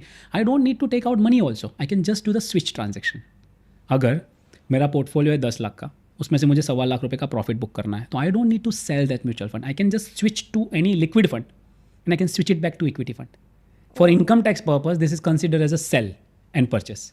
For आपके कैपिटल गेन के लिए आपने 1.25 लाख रुपए का वो प्रॉफिट बुक किया, आपने आपकी कॉस्ट बढ़ा दी और आपको ये बेनिफिट मिल गया. तो ये जो STP का जो ऑप्शन होता है that is considered as a cell. Right, STP, switch, everything is considered as sale. Oh because हमको लगता है पैसे हमारे अकाउंट में नहीं आए हाँ. तो इसको सेल काउंट नहीं करेंगे. नहीं, और ये काफ़ी लोग मिस आउट कर जाते हैं उनके इनकम टैक्स में रिटर्न में दिखाने को. Because your switch, your STP is considered as sale. हमने प्रॉफिट हार्वेस्टिंग की बात तो कर ली. इसका रमेश सुरेश डिजिटल ट्विन है टैक्स लॉस हार्वेस्टिंग. इसके बारे में भी लोग बहुत चर्चा करते रहते हैं. How does this work and इसको हम यूज़ कैसे कर सकते हैं to reduce our taxable income from capital gains. True. जैसे मैं कभी भी प्रॉफिट हार्वेस्टिंग डिस्कस करता हूँ ना, एक क्वेरी तो आई जाती है, पर नितेश मार्केट थोड़ी ऐसे हर साल मुझे प्रॉफिट देने वाला है. And I agree with completely that. Sensex का नाम ही है सेंसिटिविटी इंडेक्स, राइट? तो वो ऊपर नीचे तो होगा. पर जब आपका पोर्टफोलियो रेड में है और काफ़ी सारे लोगों का अभी है एज वी आर टॉकिंग, ठीक है, उसका भी आप बेनिफिट ले सकते हो. तो you going to love even the red colour apart from your Valentine Day also. Why? Because जब भी पोर्टफोलियो में रेड दिखता है, ठीक है, वो आपके काम आ सकता है. बिकॉज उसको यूज़ करके आप आपका टैक्स कम कर सकते हो. And how the loss harvesting works, and I give you first example. मान लीजिए अभी गोल्ड बहुत ऊपर चला गया है, किसी को गोल्ड थोड़ा बेचना है बिकॉज उसके पोर्टफोलियो में गोल्ड अलोकेशन थोड़ा बढ़ गया है. So in some of the clients what we did, gold उसने परचेस किया था 3 लाख रुपए का, वो अभी हो गया 6 लाख रुपए. 100% gain because gold is perform like crazy, right? अब थोड़ा गोल्ड हमें कम करना है तो हमने 6 लाख रुपए का गोल्ड बेच दिया जिसमें 3 लाख रुपए का गेन है. ओके ठीक है. अब वो बोल रहा है नितेश इस पर तो टैक्स भरना पड़ेगा 12.5%. मैं बोला हाँ आपने कमाया है तो टैक्स तो भरना पड़ेगा. उसने बोला कुछ करो, थोड़ा इसको कम कैसे कर सकते हैं लीगली. मैंने उसका पोर्टफोलियो ओपन किया, उसने कुछ डायरेक्ट स्टॉक्स में इन्वेस्ट करके रखा था, उसमें काफ़ी सारे स्टॉक्स लॉस में थे because of the market. Okay, he must have done the research and all that thing. तो मैंने उसको बोला ये बेच दो. एंड इज़ लाइक नितेश ये तो मेरे लॉन्ग टर्म के लिए है, मैंने एनालिसिस रिसर्च किया है, ब्ला ब्ला ब्ला ब्ला ब्ला. मैंने बोला आई एम नॉट जजिंग यू, आप क्या करो ये जो स्टॉक्स है उसको बेच दो और 2 दिन के बाद वापस ले लो. उससे क्या होगा? Because there is a loss in his portfolio, notional loss, क्योंकि अभी तक तो रेट दिख रहा है, वो तो रोज़ ऊपर नीचे होगा, राइट? तो वो 2.5 लाख रुपये का लॉस हमने बुक कर दिया और 2 दिन के बाद वो सेम स्टॉक्स वापस ले लिए. उससे क्या हुआ? मेरा 3 लाख रुपये का गोल्ड में गेन था, उसके सामने ये 2.5 लाख रुपीज़ का इक्विटी का जो लॉस था मैं सेट ऑफ कर सकता हूँ. तो 3 लाख के प्रॉफिट के गोल्ड के ऊपर जगह पे मुझे सिर्फ 50,000 मतलब 3 लाख का प्रॉफिट माइनस 2,50,000 का योर इक्विटी का loss, I can set it off. People are aware about that कि एक म्यूचुअल फंड का लॉस दूसरे म्यूचुअल फंड से, एक स्टॉक का दूसरे स्टॉक से, but people are not aware that वो तो पॉसिबल है ही, but what they are not aware is that cross asset set off is also possible. Okay. So your gold profit can be adjusted against your equity profit or vice versa. So there is no asset class restriction, Arunima, when it comes to taking a benefit of your loss harvesting. So this is how you make best of your losses. ये सिर्फ delivery में काम करते हैं या F&O में भी काम करता है? Interesting. Because आपका ये हम बात कर रहे हैं कैपिटल गेन की. अब जब आप F&O में इन्वेस्ट करते हो, या तो आप इंट्राडे ट्रेडिंग करते हो या तो आप फ्रिक्वेंट ट्रेडिंग कर रहे हो, शेयर ले रहे हो, बेच रहे हो, ट्रेडिंग कर रहे हो, राइट? ये आपकी इनकम काउंट होती है आपके बिजनेस में. That income is not a capital gain. So when you are dealing into F&O it is counted as your business income. ठीक है, many people again are not aware about that fact. अब but इसका जो loss है Arunima, that is also can be use like I mean say one of the best way. And I know many people are losing money in F&O. Okay, future and option में जो loss है वो कोई भी income, मान लीजिए किसी का सेम ईयर में डिविडेंड इनकम है, बैंक इंटरेस्ट है, कैपिटल गेन है, दूसरी कोई बिजनेस से इनकम है, anything, even the house property rent you can adjust. What about your paycheck? उससे भी? ओनली सैलरी में नहीं कर सकते. अरे damn it. So except your salary, any kind of a let's say profit you can adjust against your F&O loss in the same year. Okay. Next year अगर उसको carry forward करते हो, because ऐसा भी है कि आपके पास लॉस ज़्यादा है और आपने बुक किया तो उसको 8 साल तक कैरी फॉरवर्ड कर सकते हो. तो मेरा आज मैंने लॉस बुक कर दिया है और काफ़ी बार लोग लॉस जब होता है तब रिटर्न फाइल नहीं करते हैं. तो अगर मेरे को लॉस है तभी भी मुझे रिटर्न फाइल करना है, बिकॉज अगर वो रिटर्न मेरे रिटर्न में, इनकम टैक्स रिटर्न में वो लॉस दिखाता हूँ मैं, तो मैं 8 साल तक एफ वाला लॉस है, मेरा कैपिटल गेन वाला लॉस है, कोई भी लॉस है, उसको 8 साल कैरी फॉरवर्ड कर सकता हूँ. So this is one should not miss out. और अगर कोई इंट्राडे बाइंग एंड सेलिंग कर रहा है तो वो इंट्राडे उसको बोलते हैं स्पेक्युलेटिव बिजनेस प्रॉफिट और loss. That can only B adjusted against the same kind of income. उधर आप किसी और के सामने सेट ऑफ नहीं कर सकते. Your speculative income which is your intraday profit and loss can be only adjusted against any intraday profit और loss, as simple as that. तो ये सिर्फ हम लॉस की बात कर रहे हैं, just to Right. Clarify, not charges जैसे और course not. टैक्स जैसे एसटीटी हो गया. नो राइट, अच्छा. Only the loss part. ठीक है. सिर्फ एक सिंपल चीज़ याद रखनी है, जब आप लॉस हार्वेस्टिंग को यूज़ कर रहे हैं तो आपका short term loss can be adjusted against short term और long term any asset class, because हमने गोल्ड की बात की, हाँ. That's the example, prime example. But अगर आपका लॉन्ग टर्म लॉस है, long term capital loss can only adjusted against long term capital gain. Okay. And your FNO can be against anything in the same year. Next year में only business profit के सामने. तो ये थोड़े nuances लोगों को समझने पड़ेंगे. तो one should go in the detail, और जहाँ पे उनको लग रहा है they must consult a professional, because हम जो बात कर रहे हैं it's for the awareness to give them some kind of food कि भाई ये चीज़ पॉसिबल है. This is not an advice as such कि नहीं आप कल से करो. राइट. एटलीस्ट आपको समझना पड़ेगा कि आपके पर्सनल लेवल पे वो क्या काम कर रहा है, नहीं कर रहा है. But this is the tax loss for sure. Make sense. दो और टूल्स हैं, NPS and EPF, that double up both as tax saving instruments and retirement planning tools. तो अगर हम NPS, EPF and mutual funds को compare करें, क्योंकि mutual funds को भी लोग कहते हैं कि कॉर्पस बना लो, एसडब्ल्यूपी करके पैसे विड्रॉ कर लो फॉर योर रिटायरमेंट, उनकी पोस्ट टैक्स रिटर्न्स को हम कंपेयर करें तो which is the best option? Just because of this podcast I was running for a few numbers, because मुझे पता है अरुणिमा मुझे नंबर्स बहुत पूछने वाले, because I have seen your podcast and I that's why I told you at the beginning only I love the content you are creating, because based on what you ask Arunima I can think and I can give reply to. Because as an investor आपको लिए matter क्या करता है कि tax काट के आपके पास कितने पैसे आपके जेब में जाते हैं. Exactly. Right. And that's why product में कैसे एंट्री लेते हो, प्रोडक्ट के दरमियान जब आप उसमें इन्वेस्टेड रहते हो तब क्या होता है, और लास्ट में एग्जिट होते हो तब क्या होता है. The whole journey is important. लोग सिर्फ शायद मुझे लगता है प्रोडक्ट की एंट्री देख लेते हैं, टैक्स सेविंग देख लेते हैं और उसमें जंप कर जाते हैं. And that's the exact question that why we need to compare this 3 return post tax. Tax benefit भी काउंट कर लेंगे उसका.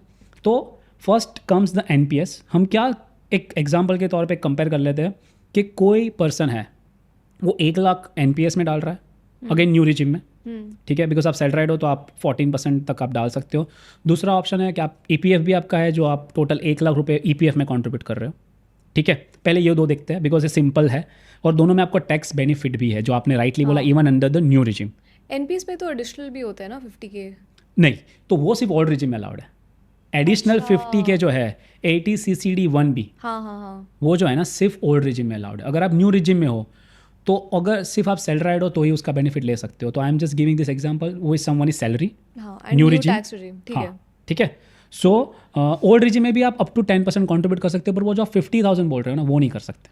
ओके, सो लेट्स से आप 1 लाख, और मैंने ये एग्जाम्पल लिया है 1 लाख का जस्ट टू सिंप्लीफाइड. सो कोई 35 ईयर्स का बंदा है, बंदी है, 1 लाख रुपये इन्वेस्ट कर रहा है फॉर नेक्स्ट 25 ईयर्स. तो NPS में वो इसने इन्वेस्ट कर दिया 25 lakh rupees. The expected return over the next 35 years at 9% CAGR. किसी को लगेगा नीतिश ये लो रिटर्न है. Honestly it's not a low return, but this is how you should be thinking when you talk about the NPS. Why? NPS 4 asset class में निवेश करता है, your equity, your corporate bond, government securities and alternatives. Right. अब आप पूरा 100% equity में नहीं रख सकते, तो your return would be most of the cases lower than the mutual fund. Why? Because ये आपका एक पोर्टफोलियो बन रहा है. ये सिर्फ इक्विटी म्यूचुअल फंड या सिर्फ इक्विटी पोर्शन नहीं है. तो आपको क्या निकालना पड़ेगा, इसका वेटेड एवरेज रिटर्न निकालना पड़ेगा कि कितना इक्विटी, कितना डेट, कितना गोल्ड, कितना आपका corporate bond and all that thing. Right. So 9% is a good return to assume over a period of next 35 years. तो आपके हाथ में आएगा पैसा after next 25 years. You are 35, withdrawing at 60, invested 1 lakh every year, you will have 88,88,000. Okay. अभी NPS का law कहता है इसमें से 60% अरुणिमा आप जो करना है ले लीजिए, टैक्स फ्री विड्रॉ कर लीजिए. बट बाकी का जो 40% है ना, तो हमारे केस में it's 35 lakh rupees. Right. You buy NUT which is nothing but a pension product, जहाँ पे आप NUT के लिए आप ये इन्वेस्ट करेंगे 40% पैसे और आपको पर मंथ पेंशन आएगा. सो ये आपका जो पर मंथ पेंशन है ना वो टैक्सेबल है as per your slab rate. ठीक है. तो ये हो गया पूरा आपका मैथ। तो आपका रिटर्न मैंने 9% पकड़ा है और अमाउंट भी लिखा है कि कितना आ रहा है। This is for your NPS. ठीक है। अभी आप ईपीएफ में 1 लाख डालोगे, बहुत स्ट्रेट फॉरवर्ड है, 25 लाख इन्वेस्ट हो गया नेक्स्ट 1 साल में। इसमें रिटर्न अभी कितना मिल रहा है? 8.25%। So if I get, and by the way 9% जो हमने अज्यूम किया है वो मार्केट लिंक था। This 8.25 is a government guaranteed. Okay, so this is 79,20,000। सो उसमें भी कोई टैक्स नहीं है, उसमें और कोई चीज़ नहीं देखनी है। 79,20,000 आपका आ गया योर लास्ट रिटर्न, जो आप बोल सकते हो पोस्ट टैक्स। बट अब आर्ग्यूमेंट आती है नितिश, एनपीएस में टैक्स सेविंग है, ईपीएफ में टैक्स सेविंग है। I am not saying which is right and wrong, right now we are comparing. Okay, so let's see the result. अब अगर नितिश एनपीएस में नहीं डाल रहा है, ईपीएफ में नहीं डाल रहा है, बराबर है, तो म्यूचुअल फंड में डाल रहा है, तो उसको वो टैक्स बेनिफिट तो मिल नहीं रहा है। हाँ। ठीक है, तो मैं कितना इन्वेस्ट करूँगा? 1 लाख नहीं, मैं 30% टैक्स भर देता हूँ। उसके बाद 70,000 बच रहा है मेरे पास, मैंने वो म्यूचुअल फंड में डाला। So my contribution for next 25 years is 17,50,000। अभी आपका expected return, this is equity oriented portfolio, next 25 साल के लिए, मिड स्मॉल लार्ज सब मिक्स करके एक आपका रिटर्न आ गया 13%, मार्केट लिंक्ड अगेन अज्यूम किया हमने। आपका टोटल कॉर्पस बन जाएगा 1,16,59,000। The next question, Nitish mutual fund पे तो बेनिफिट नहीं है, जब इन्वेस्ट कर रहे हो बाहर निकल रहे हो तभी भी तो टैक्स है 12.5%, हम टैक्स भर देंगे। 99 लाख रुपीज़ इज आपका कैपिटल गेन, उसके ऊपर आप टैक्स काउंट करोगे। उसके टैक्स काउंट करने के बाद the net value, okay, capital gain tax हमने भर दिया, उसके बाद जो नेट वैल्यू मेरे पास बचती है वो है 1,03,87,080 रुपीज़।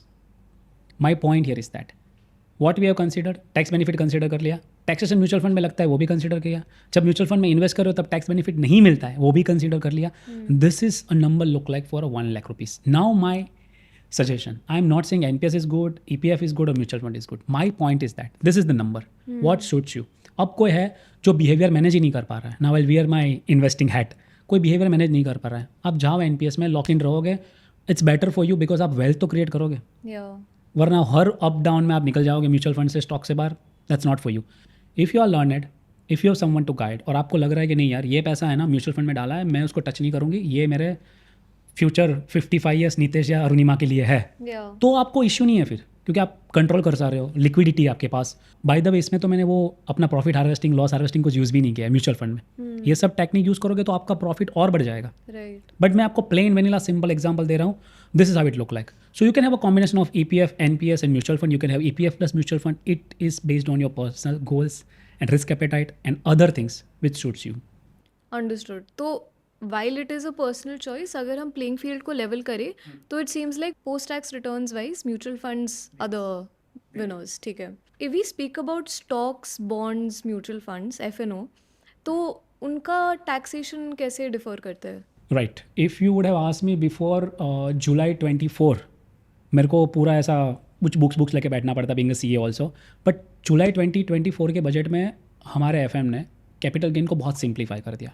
उसके बाद भी थोड़ा कॉम्प्लेक्स है, बट फिर भी हम एक आसान भाषा में समझा सकते हैं कि अभी आपके कैपिटल गेन पे क्या टैक्स लगता है, बिकॉज काफ़ी लोग इसमें मिक्स कर देते हैं। एज यू राइटली सेड, अगर आपका लिस्टेड स्टॉक्स है, ठीक है, अगर 12 महीने के बाद आप उसको बेच रहे हो तो वो लॉन्ग टर्म कैपिटल गेन हो जाएगा और 1,25,000 का एग्जम्पशन है।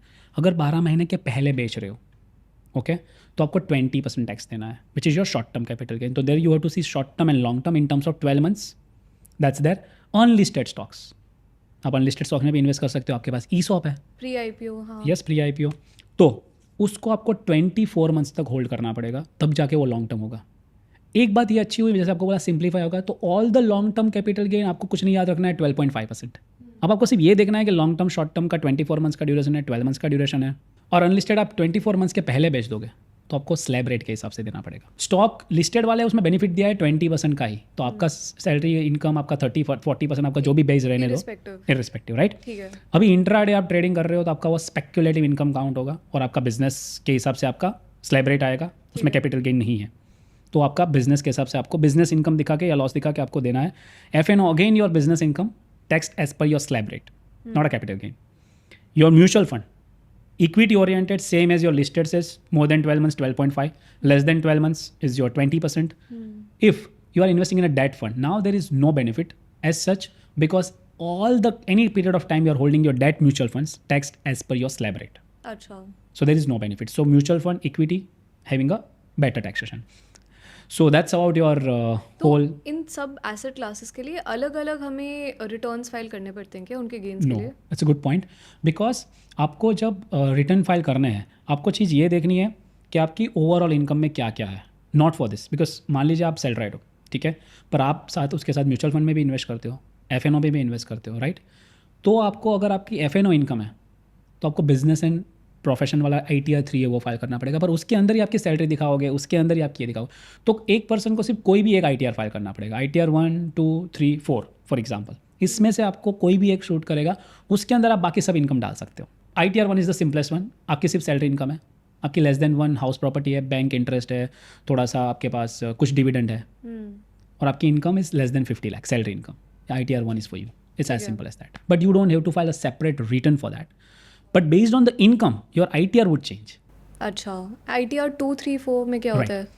So when it comes to ITR 2 is mainly अगर आपकी more than 1 house properties है, किसी के पास 2 घर है, या फिर आपके पास ESOP है, unlisted stocks है, so mostly investor category आप बोल सकते हो. तो सैलरी प्लस इन्वेस्टिंग आपका है, आप NRI हो, तो आपके लिए आ गया ITR 2. Got it. अभी ITR 3 business and profession. So I file ITR 3. Why? Because I'm a professional who are running a professional income or running a business. Plus इसके साथ मेरा कैपिटल गेन भी है, तो भी वो ITR 3 में ही आ जाएगा. फिर उसके लिए मुझे ITR 2 में नहीं जाना पड़ेगा. Now if you are a cell right but doing a FNO, you have to file ITR 3 because your FNO. तो बिजनेस इनकम होगा. हाँ, भले आप सेल राइट हो, आपके लिए ITR 1 2 नहीं है. जैसे FNO आपने किया, ITR 3. And ITR 4 is presumptive taxation, 24 lakh, zero tax. So that's your presumptive taxation. If you are that professional and you opted for a presumptive taxation, then you file the ITR 4. तो any kind of FNO trade में जैसे ही आप trade करते हो तो आपको ITR 3 में आना है, Because- even if you're a salaried employee. Of course, because the nature of FNO is considered as your business income or loss. Okay, understood. Wow, this seems really complex. ये तो मतलब I'm glad we're having this conversation. I'm glad. अब let's turn up the heat a little bit. थोड़े advance tax planning concepts पे आते हैं. एक term है जो इंटरनेट पे बहुत बज़ क्रिएट करे, जो है HUF, हिंदू अनडिवाइडेड फैमिली. इसमें भी कुछ टैक्स बेनिफिट्स होते हैं which I am sure you can explain better. HUF exactly काम कैसे करते हैं and when does it make sense for us to make that entity? Right.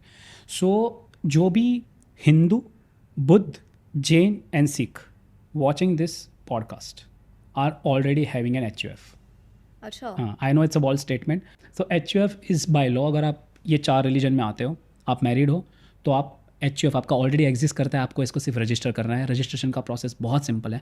आपको चाहिए एक bank account and a PAN card, और वो पैन कार्ड अप्लाई करने के लिए it's a different entity, treated as a different entity. Okay, so PAN apply करने के लिए आपको एक सिंपल सा प्रोसेस फॉलो करना है. आपका पैन आ जाएगा, बैंक अकाउंट ओपन हो जाएगा, आपका HUF is in existence. It's as simple as that. But आप बोलोगे नहीं तो क्यों फ़ायदा है, क्यों करें हम HUF, right? When there is HUF that's consider as a separate person. So एक Nitesh Buddhadev individual return file करेगा खुद का और इंडिविजुअल में इनकम दिखाएगा. ऐसे अगर नितेश बुद्धदेव HUF मेरा है, तो उसके अंदर भी the tax benefit, the all the things I can do is as same as my individual thing. Let me give an example. Because the biggest I would say pain point in HUF में income कैसे दिखानी है. वरना तो कोई बोलेगा, काफ़ी लोग HUF को जानते भी हैं ना अरुणिमा, तो उसको यूज़ नहीं कर पा रहे हैं, और उसका गलत यूज़ करते हैं, उसके लिए उसको इनकम टैक्स नोटिस आ रही है. क्यों? अगर समझो किसी का HUF है, जैसे नितेश बुद्धदेव का HUF है, नितेश बुद्धदेव HUF, जैसे रजिस्टर कर दिया, पैन आ गया, बैंक अकाउंट हो गया. अब समझो मैं इसमें मेरे पैसे ट्रांसफ़र करता हूँ, आई am a Karta, all the other family members are consider as a co partner. ठीक है. A small condition one need to remember is that if you are a first generation HUF, you need to have a child, otherwise HUF is not valid. तो लोगों को ये पता ही नहीं है. Husband wife है तो उसको HUF बोल सकते हो, पर लीगली इनकम टैक्स में उसका कोई लीगल स्टेटस नहीं है. Now Nitesh Buddhadev HUF and Nitesh Buddhadev, अगर Nitesh Buddhadev as a Karta is transferring money to Nitesh Buddhadev and HUF, कोई टैक्स नहीं है. बट जैसे ही मैंने वो उससे म्यूचुअल फंड में डाल दिया, स्टॉक्स में डाल दिया, IPO में डाल दिया, उसके ऊपर जो इनकम आएगी वो मेरी इनकम में क्लब हो जाएगी, तो आपके HUF का कोई बेनिफिट ही नहीं हुआ. हाँ एग्जैक्टली, इसका I was gonna say this only. फिर तो फ़ायदा क्या है? सो अरुणिमा, आपको देखना है कि आप इसमें इनकम कैसे ला सकते हो. The best way of utilizing the HUF is to have income by way of inheritance और asset by way of inheritance. Let's say Arunima का HUF है, फादर आपको प्रॉपर्टी ट्रांसफ़र करने की जगह पे या आपको उसका म्यूचुअल फंड ट्रांसफ़र करने की जगह पे अगर आपके HUF में ट्रांसफ़र करते हैं, that's the real benefit. That's how you introduce the capital और असेट इनटू HUF. तो वो फिर क्लब नहीं होगा. Right. So I'll give you an example how it can be used. There is one person, let's say Mr. Abhishek. उसका अभी एक option है उसके पास कि उसके फादर ने उसको है ना 10 लाख रुपीज़ का पोर्टफोलियो गिफ्ट किया है. ठीक है. ठीक है. उसका 10 लाख रुपीज़ का उसका शॉर्ट टर्म कैपिटल गेन है, आई वुड रादर से. ओके. मिस्टर अभिषेक, वो उनका सैलरी इनकम है 20 लाख रुपीज़. ठीक है. उसके फादर ने उसको एक इनहेरिटेंस में एक पोर्टफोलियो दिया है और उसने शेयर्स बेच दिए बिकॉज उसको कहीं और इन्वेस्ट करना था, राइट. तो उसके ऊपर उसका 10 लाख रुपीज़ का कैपिटल गेन है. तो उसका total income for that year हो जाएगा 20 lakh salary plus 10 lakh rupees of short term capital gain. So tax liability on this 30 lakh would be 4 lakh rupees. ठीक है, because short term capital gain पे हमने टैक्स भर दिया प्लस आपके सैलरी पे जो टैक्स आ रहा है प्रॉपर विच इज़ 4,400,000 रुपीज़. अभी इस केस में अगर अभिषेक का ऑलरेडी HUF होता तो instead of gifting the portfolio Abhishek के नाम पे, अगर उसके पापा ने अभिषेक HUF के नाम पे उसको इनहेरिटेंस में दिया होता, सो टैक्स लायबिलिटी कैसे डिफर हो जाएगा. सो 20 लाख अभिषेक का जो सैलरी इनकम है उसके ऊपर तो वो टैक्स भरेगा ही, which is 1,92,400. But Abhishek HUF is a separate entity now, तो उसका भी वो स्लैब रेट का बेनिफिट मिलेगा 0 to 4, 4 to 8. तो आपके 2 पर्सन हो गए इधर, अभिषेक एंड अभिषेक HUF. उसकी वजह से ये जो 10 लाख रुपीज़ का शॉर्ट टर्म कैपिटल गेन है उसके ऊपर वो टैक्स लायबिलिटी आ गया. आपको पता है जैसे अभी 20%, उस पर स्लैब रेट भी नहीं है तो 20% आपने टैक्स भर दिया, तो टोटल टैक्स 3,17,200. और नॉर्मल सिनारियो में जहाँ पे HUF नहीं था उधर था 4 लाख का, the tax saving of 83,200. This is the benefit of HUF. और अभी आपके पास HUF है और ऐसी तरह से इनकम आपके पास है, not by transferring money like I told you earlier, right. तो आप इससे फिर म्यूचुअल फंड बाय करें, स्टॉक्स बाय करें, आप जो भी कर रहे हो वो उसकी इनकम गिनी जाएगी because that is from that income. So किसी ने आप हाउस प्रॉपर्टी आपके नाम पे ट्रांसफर करने की जगह पे आपके HUF में ट्रांसफर हो गया. This is the benefit because अगर आप ऑलरेडी 30% टैक्स ब्रैकेट में हो या कोई भी टैक्स ब्रैकेट में हो, अब दूसरा इनकम में आपके अकाउंट में लो, उससे अच्छा है कि वो HUF में दिखेगा. So when there is a inheritance money coming, so this can be a good estate planning and not just the tax planning. Got it. But let's say Abhishek has a few children and they get married here and there. तो उनका भी अलग HUF होगा or will they be included in the same HUF? Interesting. So एक HUF होता है जब उनके मैरिज हो गए, राइट, उनके बच्चे हैं, उनकी शादी हुई, तो वो भी it's a part of the same HUF. So just by taking a birth in the family, you become the member of HUF. तो ये एक चीज़ है, इसमें आप कंट्रोल नहीं कर पाओगे कि मुझे कौन से बच्चे को कितने एसेट देने हैं बिकॉज HUF बाय बर्थ आता है. तो 2 लड़के उसमें से एक लड़के को प्रॉपर्टी देना है नहीं देना है ऐसा नहीं चलेगा. HUF के जो असेट्स है उसमें सबका इक्वल उसका राइट्स है. So this is not like as simple as that आपने ट्रस्ट बना दिया या आपने एक विल बना दिया और उसमें दे दिया. हाँ, सो HUF mostly works well with a nuclear family जहाँ पे आपके कॉम्प्लेक्स सिचुएशन होने के चांसेस कम है. Now let's discuss little bit about retirement. काफ़ी लोग बोलते हैं कि एक बड़ा सा कॉर्पस बनाओ इक्विटी से, म्यूचुअल फंड से, एंड उसमें से you can take out some amounts of money every month SWP के थ्रू. टैक्स पर्सपेक्टिव से हमें क्या ध्यान में रखना चाहिए जब हम ये SWP सेटअप कर रहे हैं? अरुणिमा, जब मैं SW के वीडियोस देखता हूँ, कंटेंट देखता हूँ ना, तो मेरे को एक कोट याद आता है जो मेरा बहुत फेवरेट है, डेटा के ऊपर है, कि आप कोई भी डेटा को टॉर्चर कर सकते हो और उससे जो भी बुलवाना है ना वो बुला सकते हो. Okay, you can torture the data and it will speak whatever you want them to speak. तो आजकल लोग SWP को ऐसे प्रमोट कर रहे हैं कि बस आपने असेट क्रिएट कर दिया, SWP चालू कर दी and your life is sorted. And the worst part, because मैं अगेन मेरी इन्वेस्टिंग हेड पहन रहा हूँ, जब मैं इन्वेस्टर से बात करता हूँ वो बोलते हैं कि नीतीश मुझे SWP चालू करना है. मैंने बोला SWP का पहला पर्पस है कि आपको ये रिटायरमेंट के लिए है, this is for your passive income. कोई बोल रहा है कि मैं SW से पैसे निकालूंगा और वापस उससे SIP करता हूँ. So this is all misconception going. ठीक है, वो 4% रूल जो कहते हैं, right. So I am coming to that because that's my personal favourite one again. Because लोग क्या बोल रहे हैं कि आप क्या करो कि आपका समझ लीजिए 2 करोड़ का कॉर्पस है, उसमें से आप है ना हर साल 8-10% विड्रॉ करो. I am saying don't do that. 1 market correction और 2 market correction, your portfolio can मतलब get finished in next 5-10 years instead of 30 years. And I read one of your LinkedIn post also जहाँ पे आपने लिखा है कि SWP को कैसे यूज़ करना है. So I really love that. I have the same views कि आपकी जो 2 करोड़ का portfolio, I'll come to the tax angle for sure, but I just want to cover the equity मतलब investing angle because it's equally important. Okay? और इसके ही relation में tax angle कैसे काम करेगा, I want to prove that point. So when you have a 2 crore of corpus for example, उसमें से काफ़ी लोग बोल रहे हैं कि आप 8-10% विड्रॉ करो, पास्ट में ऐसे 8-10% विड्रॉ किया है लोगों ने, फिर भी कॉर्पस बहुत अच्छा चला है। But my point is that don't just rely on a past data, ideally one should not withdraw more than 4%। तो आपका 2 करोड़ का कॉर्पस है तो आप साल में 8 लाख से ज़्यादा विड्रॉ मत करें, बिकॉज 2 करोड़ का 4% is 8 lakh rupees. By doing that, this corpus can actually sustain for next 25-30 years also. And this is the real compounding. So my point here is that कितना विड्रॉ करना है वो समझना है, SWP को कैसे यूज़ करना है ऐसे उसको समझना पड़ेगा. Why the tax angle fits so nicely with that 4% rule also. जब अरुणिमा मान लीजिए आप रिटायर्ड हो, आपकी और कोई इनकम नहीं है, आपकी मेन इनकम कैपिटल गेन है, आप SWP से पैसे विड्रॉ कर रहे हो. हमने बात की कि आपका 1,25,000 का कैपिटल गेन एग्जेम्प्ट है, वो तो सबको पता है. लोगों को पता ये नहीं है कि आपको जब आपकी दूसरी कोई इनकम नहीं है तो आपको टैक्स स्लैब कैसे भरना है, 0 to 4, 4 to 8 अभी के हिसाब से जो चलते हैं तो राइट. तो आपका कैपिटल गेन में भी स्लैब रेट का बेनिफिट मिलता है. The short answer is that the capital gain exempt in the scenario where you don't have any other income, only capital gain income is 5,25,000. Okay. So in this our example, मान लीजिए कोई 2 करोड़ की portfolio है, उसमें से 8 lakh withdraw कर रहा है. उसमें दोनों कंपोनेंट होंगे, आपका प्रिंसिपल भी होगा जो आपने इन्वेस्ट किया और आपका कैपिटल गेन भी होगा. अब समझ लीजिए आपका capital gain on that particular year और जब सालाना आप विड्रॉ कर रहे हो वो 5 लाख से कम है, आप जीरो टैक्स भरोगे. This is the use of SWP. That by using SWP, by looking into this capital gain, अगर 5,25,000 तक का आपका पर एनम कैपिटल गेन है, फिर भी आपको कोई टैक्स नहीं भरना पड़ेगा, because you are retired, you don't have any other income and only income is capital gain.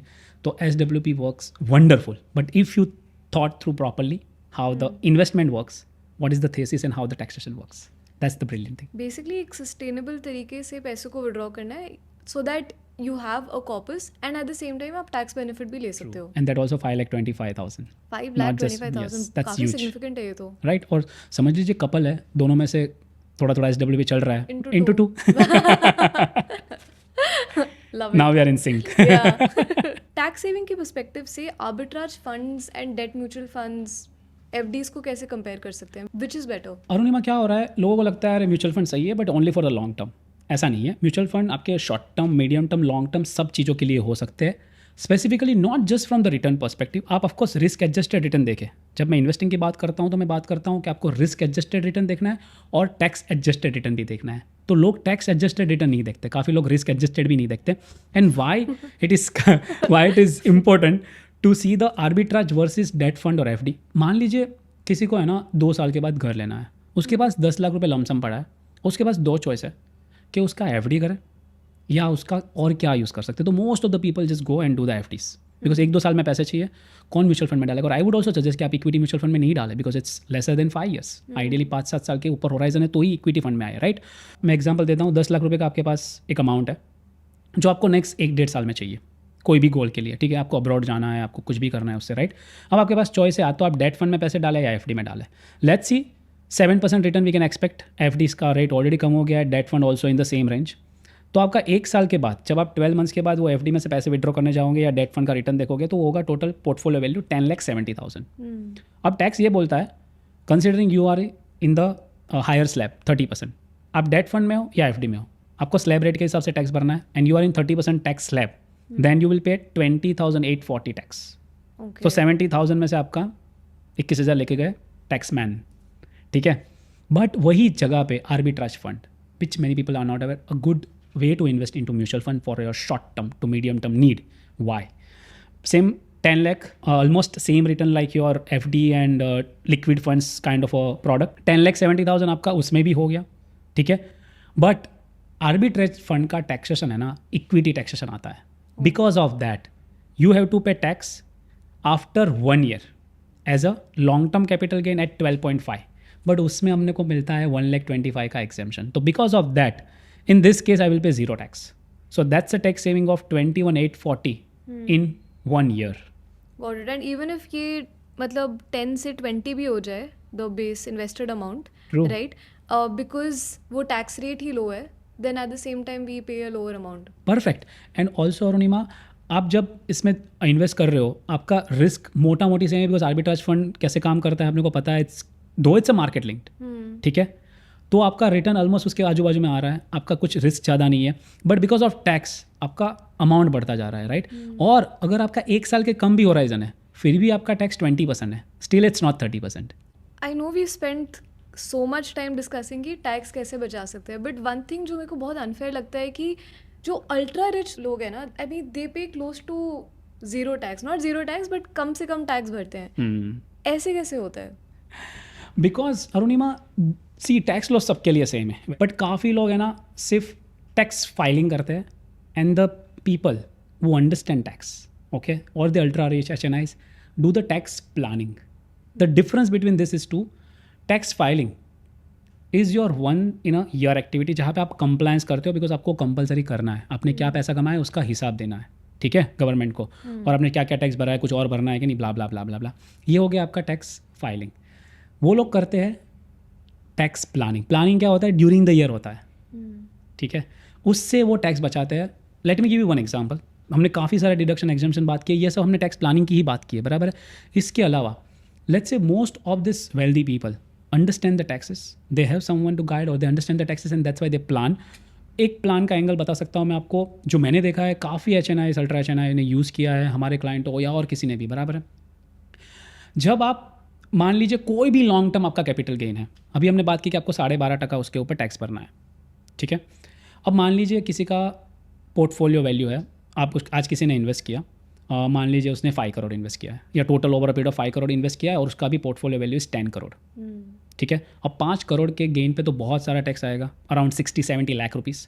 Now you can pay a zero tax over here just by buying a house. 54F ये section बोलता है आपको कि आपका कोई भी long term capital gain हो, कोई भी, इसमें क्या क्या आ जाता है। आपने ESOP सोल्ड किया, ठीक है, आपने फॉरेन इक्विटी सेल किया, ठीक है, आपने गोल्ड सेल किया, ठीक है, आपके म्यूचुअल फंड स्टॉक्स, मुझे चाहिए आपका लॉन्ग टर्म कैपिटल गेन। अगर आपका लॉन्ग टर्म कैपिटल गेन है और उसके ऊपर ज़ीरो टैक्स भरना है, और आप उसके जगह पे जो आपका ये 10 करोड़ है वो आपने एक घर परचेस कर लिया, तो आपको ज़ीरो टैक्स भरना है। ये सिर्फ घर के परचेज पे होता है या कुछ और भी? नहीं, 54F बोलता है कि आपको लॉन्ग टर्म कैपिटल असेट जो है वो बेचना है और उसके सामने हाउस परचेस करना है, ओके, ठीक है। If you are selling house and buying a house, that section 54, वो तो सबको पता है कि ये घर बेच दिया, दूसरा घर ले लेंगे, टैक्स नहीं भरना पड़ेगा, कैपिटल गेन बच जाएगा। पर ये 54F कहता है कोई भी लॉन्ग टर्म कैपिटल असेट रहने दो। So many of our clients shifting from abroad, उसके पास RSUs है, डिफरेंट MNCs के शेयर्स है, they come here, they can buy house because they want to settle here, they are buying house, they are paying zero tax.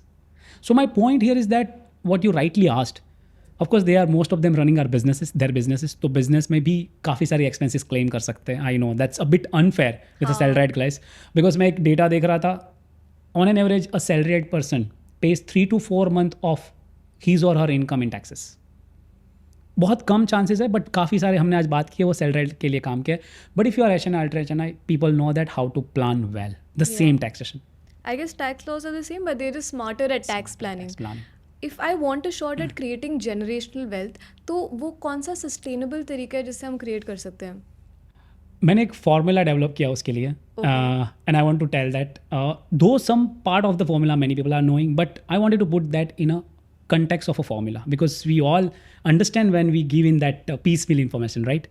So the formula for sustainable wealth is HI plus TI plus C square plus A square plus SIP. Too much of maths. ये तो बहुत complicated लग रहा है। Let me break it down. What does this mean? हाँ बताओ। तो मान लीजिए मुझे एक वेल्थ क्रिएट करना है, तो उसके बेस पे मुझे क्या चाहिए? HI, a proper health insurance, because most of the family in India just one hospitalized away from getting bankrupt, right? A proper health insurance of 20-25 lakh rupees. Then comes HI हो गया आपका, TI is term insurance. A sufficient 12 to 15 times of your income as your life insurance. ठीक है, आपके dependent कोई एक emotional loss तो होगा अगर आप नहीं हो, बट वो फिनेंशियल लॉस नहीं होगा, आपका एक बेस स्ट्रॉन्ग है। And C square comes a contingency corpus.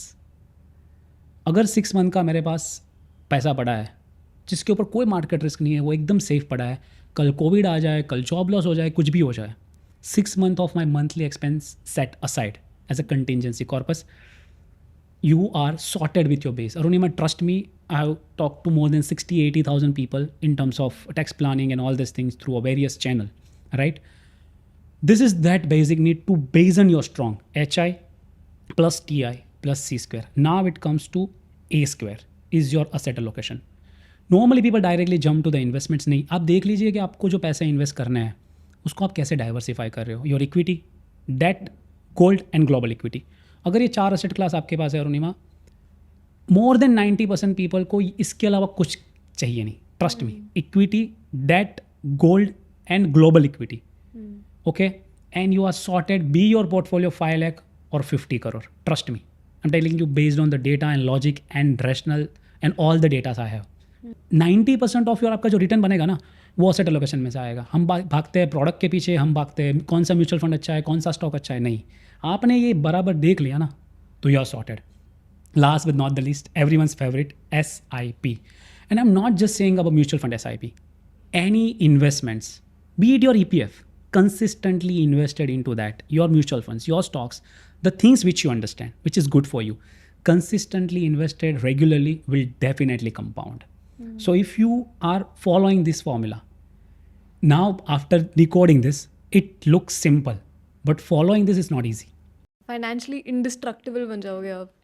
Awesome. And okay, तो we've covered some advanced tax planning topics. अब आते हैं फाइलिंग एंड कंप्लायंस पे, जो भी एक बहुत Painful. पेनफुल एंड बट करना पड़ता है. करना पड़ता है, of course. Before we file our ITR, वो कौन से डॉक्यूमेंट्स है जो हमें गैदर करने चाहिए जो बहुत ज़रूरी होते हैं?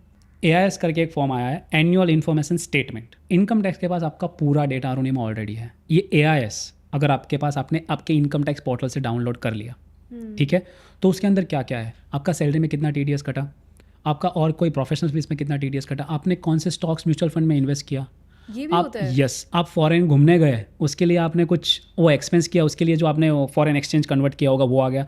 आपने 10 लाख के ऊपर की कार परचेस की, आपने मान लीजिए हाउस परचेस किया, हाउस सेल किया, एवरी डैम थिंग इंक्लूडिंग आपके पास 5 सेविंग्स अकाउंट है, सबके interest, saving bank account interest, RD interest, FD interest, every damn thing is there in your AIS. So I would call it your financial kundli. ये income tax के पास already है.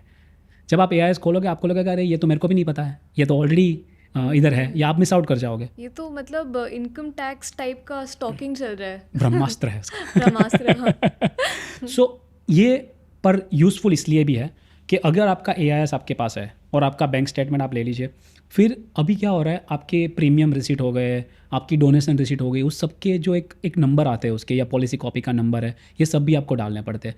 तो ये document सब जमा करने पर उसमें सबसे प्राइमरी आपके पास AIS जो आपको इनकम टैक्स खुद दे रहा है कि भाई ये इन्फॉर्मेशन तो मेरे पास है. अब कौन सी इन्फॉर्मेशन लोग मिस आउट कर जाते हैं, अगर आपका कोई ESOP है आपको उसका डिस्क्लोजर देना है. काफ़ी लोग बोलते हैं अरे मेरे पास ESOP है पर मैंने तो बेचा नहीं है, पर उसका डिस्क्लोजर भी एक कंप्लायंस के तौर पे आता है. उसके ऊपर कोई टैक्स नहीं भरना है, बट वो एक कंप्लायंस है. अनलिस्टेड स्टॉक्स है, उसका डिटेल देना है. तो ये सब का डिटेल आपके पास होना चाहिए before you go and file return. One another thing is that अगर आपके पास फॉरेन में कोई भी असेट्स है, इवन अकाउंट्स या जहाँ पे आपने स्टॉक में इन्वेस्ट किया है, क्रिप्टो में किया है, ये सब का इन्फॉर्मेशन आपको भरना है. तो ये सब की डिटेल लेके बैठना है आपको. ESOPs का कंपोनेंट तो अपने सैलरी स्लिप में ही होगा ना, मतलब वो तो पहले ही डिस्क्लोज होगा. राइट, उसमें फॉर्म 16 में होगा, बराबर है. पर काफ़ी जो RSUs होते हैं जो फॉरेन में लिस्टेड स्टॉक्स है, उसका डिस्क्लोजर आपको देना है, because that's consider as foreign investments. और अगर वो आप नहीं देते हो तो 10 लाख का पेनल्टी है. 10 lakh, because this is considered as a black money. अंदर ब्लैक मनी एक्ट आता है कि आपके पास फॉरेन असेट्स है और आपने डिस्क्लोज नहीं किया है. And trust me, I have seen many people missing out on this. ये वो PMLA एक्ट है क्या? Right. ओके. 10 लाख तो बहुत ज़्यादा है. Okay, Right. So But of course- mental note made हाँ, कि सब डिस्क्लोज डिस्क्लोज करना करना है. अगर एक फ्रेशर फर्स्ट टाइम अपना ITR फाइल कर रहा है, राइट, वो कौन से रिसोर्सेज हैं जिससे वो सीख सकता है कि ये कैसे करना है? Reliable resources. Thanks for telling me that. जब आप वरना लोग Yeah. यूट्यूब गूगल करेंगे और चैट GPT करेंगे. And trust me, chat GPTs और any kind of this AI module are throwing very wrong data on taxation. तो I would suggest please cross check. अगर आप AI पे डिपेंड हो रहे हो टैक्सेशन के लिए, it's not yet fully updated. I have seen many mistakes in all this AI, different models. It can be anything. वो तो शायद बोल दे कि जाओ पॉलिटिकल पार्टी में डोनेट कर दो. Perfect. And you know that people have started receiving notices since last 2 years, right? वही. Now, reliable and trust me, even very very informative income tax की खुद की वेबसाइट इन देयर. आपका AIS तो आपको उधर से मिल ही रहा है, आपको वैसे भी उधर जाना है, आपका लॉगिन क्रिएट करना है, आप खुद से रिटर्न फाइल कर रहे हो कि नहीं कर रहे हो, बट आपका सिंपल ITR फॉर्म है, ITR 1, आपको पूरी इन्फॉर्मेशन मिलेगी, पूरा ट्यूटोरियल मिलेगा, उसमें FAQs मिलेंगे, आपको कहीं और जाने की ज़रूरत नहीं। ओके, लेकिन एट व्हाट पॉइंट हमें एक सीए को कंसल्ट करना चाहिए और anyone who should do the return on our behalf, and how can we even tell कि वो ठीक से रिटर्न फाइल करें कि नहीं? वेरी इंटरेस्टिंग, बिकॉज काफ़ी लोगों को लगता है कि यार CA की ज़रूरत नहीं है, प्रोफेशनल की ज़रूरत नहीं है, and to the certain extent they are right also, ठीक है। शायद किसी का अफोर्डेबिलिटी नहीं है, किसी को लग रहा है इसमें इतना कॉम्प्लिकेशन नहीं है। So I would not say that based on income ये डिसाइड होगा कि आपको प्रोफेशनल या CA की ज़रूरत है आपके रिटर्न फाइलिंग के लिए। मैं कहूँगा कि बेस्ड ऑन द कॉम्प्लेक्सिटी आपके पर्टिकुलर फिनेंशियल ईयर में, क्योंकि कोई फिनेंशियल ईयर में शायद आपने घर बेचा है, बहुत सारे आपकी इनकम है, म्यूचुअल फंड में इन्वेस्टमेंट किया है, शेयर्स में इन्वेस्टमेंट किया है। सो अरुणिमा, इट विल डिपेंड कि what kind of income you have. अगर आपका सिर्फ सैलराइड है और आपकी सिर्फ सैलरी इनकम में फॉर्म 16 है, शायद आप खुद से कर लो, बट बहुत सारी वेरियस इनकम है, आपने क्रिप्टो में इन्वेस्ट करके रखा है, आपके पास कैपिटल गेन है, तो आपको CA के पास जाना चाहिए। बट मुझे लगता है हर किसी को प्रोफेशनल हेल्प लेनी चाहिए या कुछ अच्छे रिसोर्सेज देखने चाहिए, जैसे we are discussing why, because आपको पता होना चाहिए कि टैक्स प्लानिंग करना है आपको। तो अगर जैसे आपने सेकंड क्वेश्चन पूछा, कौन से CA के पास जाए या कौन से प्रोफेशनल के पास जाए या कैसे वैलिडेट करे कि वो अच्छा है या नहीं है, अगर वो सिर्फ आपसे डेटा मांग रहा है, like any other online software वो are filing the return, okay, if सिर्फ वो आपसे डेटा मांग रहा है और वो डेटा के आधार पे, डेटा मतलब फॉर्म 16 मांग के वो सिर्फ रिटर्न फाइल कर रहा है, not much of value addition. A proper professional, a proper CA will ask your last 2-3 years return. They will ask all other information related to your income. वो आपको सामने से ये 4 चीज़ें बोलेगा या पूछेगा या मांगेगा, अरुणिमा आपके पास कोई फॉरेन असेट्स है क्या नहीं। There is a long list of document they will ask you, might feel painful, कौन से सेविंग अकाउंट आपके पास है। भले AIS में डिटेल आ रही है, पर उसको क्रॉस चेक करना पड़ेगा, बिकॉज AIS भी कभी कभी रॉन्ग डिटेल थ्रो करता है। So you, if the professional is asking for all this details, आपकी और कौन सी इनकम है, आपका बैंक स्टेटमेंट्स टू वेरीफाई कि आपका कोई भले ही रिलेटेड पार्टी या आपके जो कोई रिलेटिव है उससे आपको पैसा आया है, हमने आपको बोला कि वो एग्जेम्प्ट है, बट फिर भी वो एग्जेम्प्ट है, उसके ऊपर टैक्स नहीं है, फिर भी मेरे को इनकम में दिखाना पड़ेगा एज एन एग्जेम्प्ट इनकम, तो मुझे उसको शो करना पड़ेगा अरुणिमा। तो ये सब डिटेल है और कोई दे रहा है तो प्रोफेशनल आई थिंक रिलायबल है। ठीक है, this is a good way to decide कि वो सही में काम कर रहे हैं ढंग से कि नहीं। And I guess you're saying कि लेवल ऑफ इनकम नहीं डिसाइड करते कि CA के पास जाना है कि नहीं, but the complexity of the income streams. Okay, Like your ITR 2, ITR 3, you might not be able to do on your own or you might miss out on the compliance. And see, ignorance of law is not an excuse.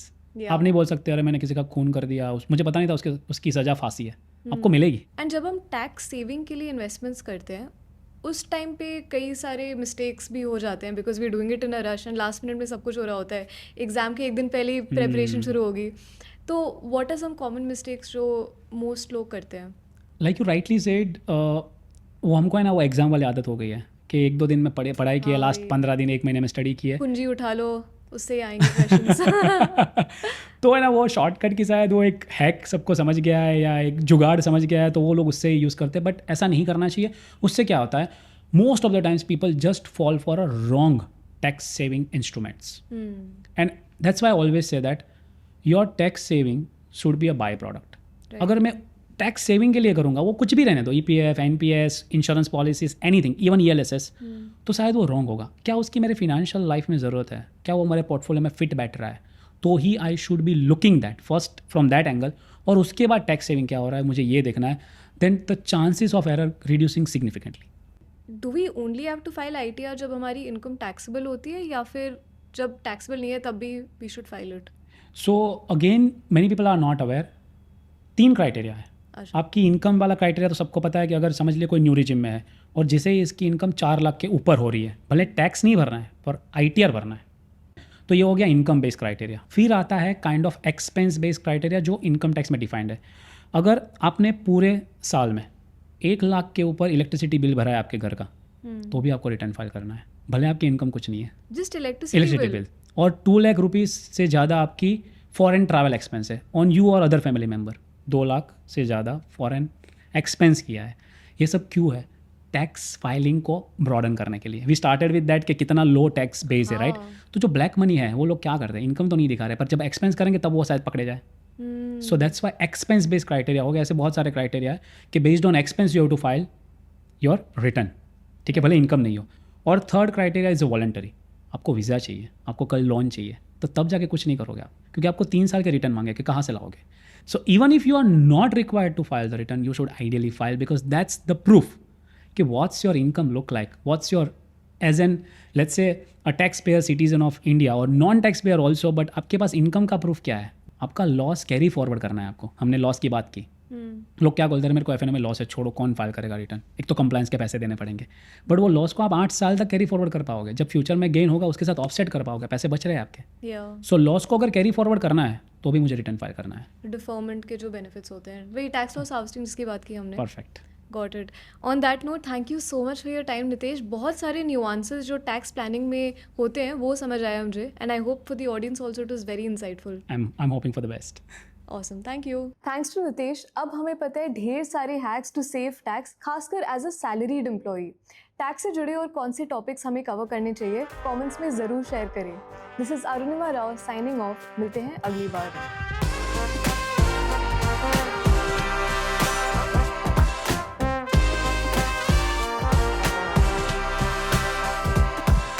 Investment in securities market are subject to market risks. Read all the related documents carefully before investing. Please read the risk disclosure documents carefully before investing in equity shares, derivatives, mutual fund, and or other instruments traded